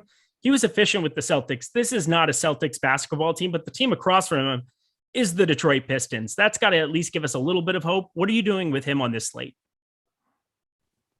Let's see. So reran my lineups. Yeah, I'm about double the field on him. After running my lineups for all the Pelicans news, he's really cheap. And like you said, people aren't really getting to him despite Sengun being out. So there's a definite opportunity for increased playing time in the front court. And it stands to reason that it's going to be tight. It's also more reason to be comfortable about Christian Wood's minutes. They do not have this team is a million wings and guards. They don't have that many bigs to go to. So Wood and Tice, I would both anticipate playing a bunch. All the more reason that he's going to go to the free throw line 15 times and that prop will never be in question or something like that. I don't know. That's kind of what I'm hoping for. All right, back to Prize Picks we go. There are 4 MMA plays that are listed in the fight time, but there are a ton listed in significant strikes. You did us really good last time out. You were on the fly thinking about it. It was the main event. I can't remember the name right now, but I definitely played it on Prize Picks. Definitely came to fruition. So well done by you. It was that main title fight, Usman, right? I think there was different ones. There was the last two I've liked was Kamaru Usman over his fantasy point total, and then the week before it was Hamza Chimaev. Yeah, smash and smash, by the way. So I'm going to keep rolling your MMA picks out there. So do you have anything good for me on the significant strikes, fight time, or takedowns? Because that's what I want to add to my card today. It looks like they don't have stuff up here really that much yet. Yeah. There's, let's see, single stat DFS for significant strikes. What is the significant strike number for? Okay, well, they know what's up with Max Holloway because they have him at 135 and a half significant strikes. I'm kind of inclined to take the over on that number just due to the overall output that we've seen from Max Holloway in a lot of his fights. Once again, that's a pretty high number. Max Holloway's recent fights, I mean, he landed like 400 significant strikes his last fight against, he set a UFC record. His Holy last fight against Calvin Kattar. Yeah. So last fight for Max Holloway against Calvin Kattar, landed 445 significant strikes. The fight before that was a controversial loss to Alexander Volkanovski, landed 102, but Volkanovski is one of the best overall fighters in the division. You know, this is as good as Yair Rodriguez is as a striker. I kind of think this is a step down in competition for Holloway versus what he's fought. So I'm actually slightly inclined to take the over on that significant strikes number. Got a starting lineup from the Pelicans. You ready? Yes. Graham, Alexander Walker, Temple, Hart, Valanciunas. All right. So I think then there's definitely matter, particularly on DraftKings. To Garrett Temple. I just assumed that Herbert Jones was going to be starting, but not the case. Eric was right, and I was wrong.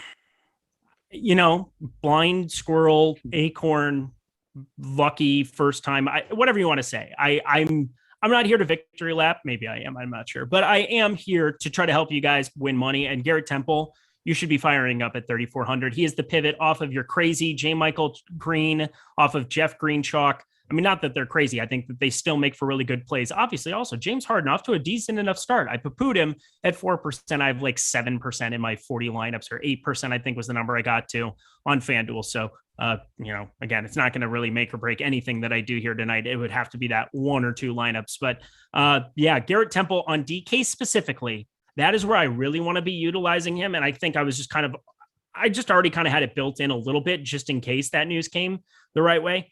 4,100, not as intriguing, but not out of play, not out of the realm. I know I'll get to a little bit at that number, but what's your initial reaction to that starting lineup? You know, it's not going to change too much for me. I think it makes Garrett Temple in play. He was not somebody that was in play for me. I was on Herbert Jones to a small extent. And now I think some of that Herbert Jones exposure just becomes Garrett Temple for me, but still not somebody I'm going to go play and, like 30% of lineups or anything. It's probably like a 10% play for me. Okay, perfect. That's fine. If you want to do that, I'm going to be obviously well over the field on that because I'm a sick person.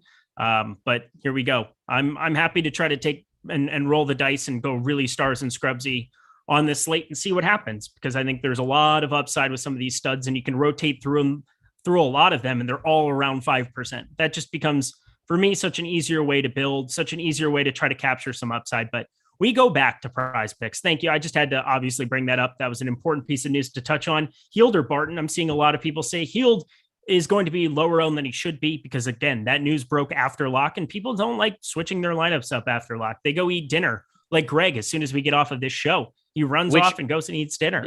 Not what I do. I always say I'm going to eat dinner and then we talk about nonsense for 30 minutes. Yeah, it is what happens. We're an hour and a half and I'll teach Jordan Klein to play craps again, but that's just what I do. I'm a friendly, loving person. Yeah. It's true. It's true. Remember, pass line, you play the max odds behind it, right? Jordan Klein, right? Yes. There we go. Good boy. I love you so much. All right. You're my favorite person ever. Let's go to PGA here as well on Prize Picks. We got some golf. We're going to be talking some golf here. We've got 3 minutes left in this show, but I'm going to be going to the PGA Live Before Lock show with Ben Rasa coming up at 8 p.m. Eastern time. Looking forward to it. We're going to be talking a lot of golf here. It's going to be really, really fun. You can do some interesting things, birdies or better on individual rounds. You can do greens in regulation, which is so fascinating. You can do fairways hit. Now, fairways hit at this golf course in Houston, we have a 1-year sample size, but it's about 4% lower than what the average tour golf course is going to have. I'm going to take less on 8 fairways hit for Adam Scott is the number that I had identified here in this spot. Adam Scott, normally known as a traditional ball striker out on the PGA Tour, he is right now in a little bit of a slump with the driver, hasn't been finding the planet, still hitting it out there plenty far, but this golf course seems to be a little bit tighter. It's a public track, but it doesn't play tight, so to say. Like driving accuracy just isn't as important as just bombing it out there. So Adam Scott, somebody who's already been a little bit wild with the driver, give me less than 8 fairways hit for him. Add that to your card, combine it with some of our NBA plays, and I think you've got a pretty good positive EV lineup. That will be settled on Thursday. Hopefully that can come to fruition for you here. We did a lot. We covered a lot. MMA, PGA, but that's the kind of fun stuff you can do at Prize Picks is combine them to your NBA card. Like, I don't know, 2 free throws made. What a fun sweat that is for Christian Wood. We found some advantageous avenues to bet them using Odd Shopper to help us over at Prize Picks. It doesn't get any easier than this. Check this out. Use that promo code Awesemo to get $100 first match deposit bonus. And thank you so much to them for their sponsorship. Had an absolute blast. I'm so honored and privileged to be able to have this be my last NBA show here for 2 weeks. Looking forward to a little bit of time off here. But Greg, close us out. Any final words for the people? Pretty quick start for Ricky Rubio here. Hopefully gets in foul trouble for me. I know a lot of people in the YouTube chat have played Ricky Rubio, but yeah, he picked up like 8 fantasy points in 2 minutes. So I know Eric and I are going to be wanting Ricky Rubio to do less good. A lot of people in the YouTube chat looking for Ricky Rubio to go off. So we'll see what happens.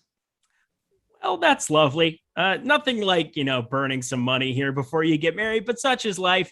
Thank you so much to everybody for tuning in. All 1K people, please hit that like button on the way out. Try to get us up over that 750 number. That would be fantastic to round out this show. And then come check out the PGA DFS show. Ben and I, myself, 8 p.m. Eastern time here. Don't miss it. He's Greg Ehrenberg. He's the absolute man. I'm Eric Lindquist. I'm just, a married man soon. We'll see you later.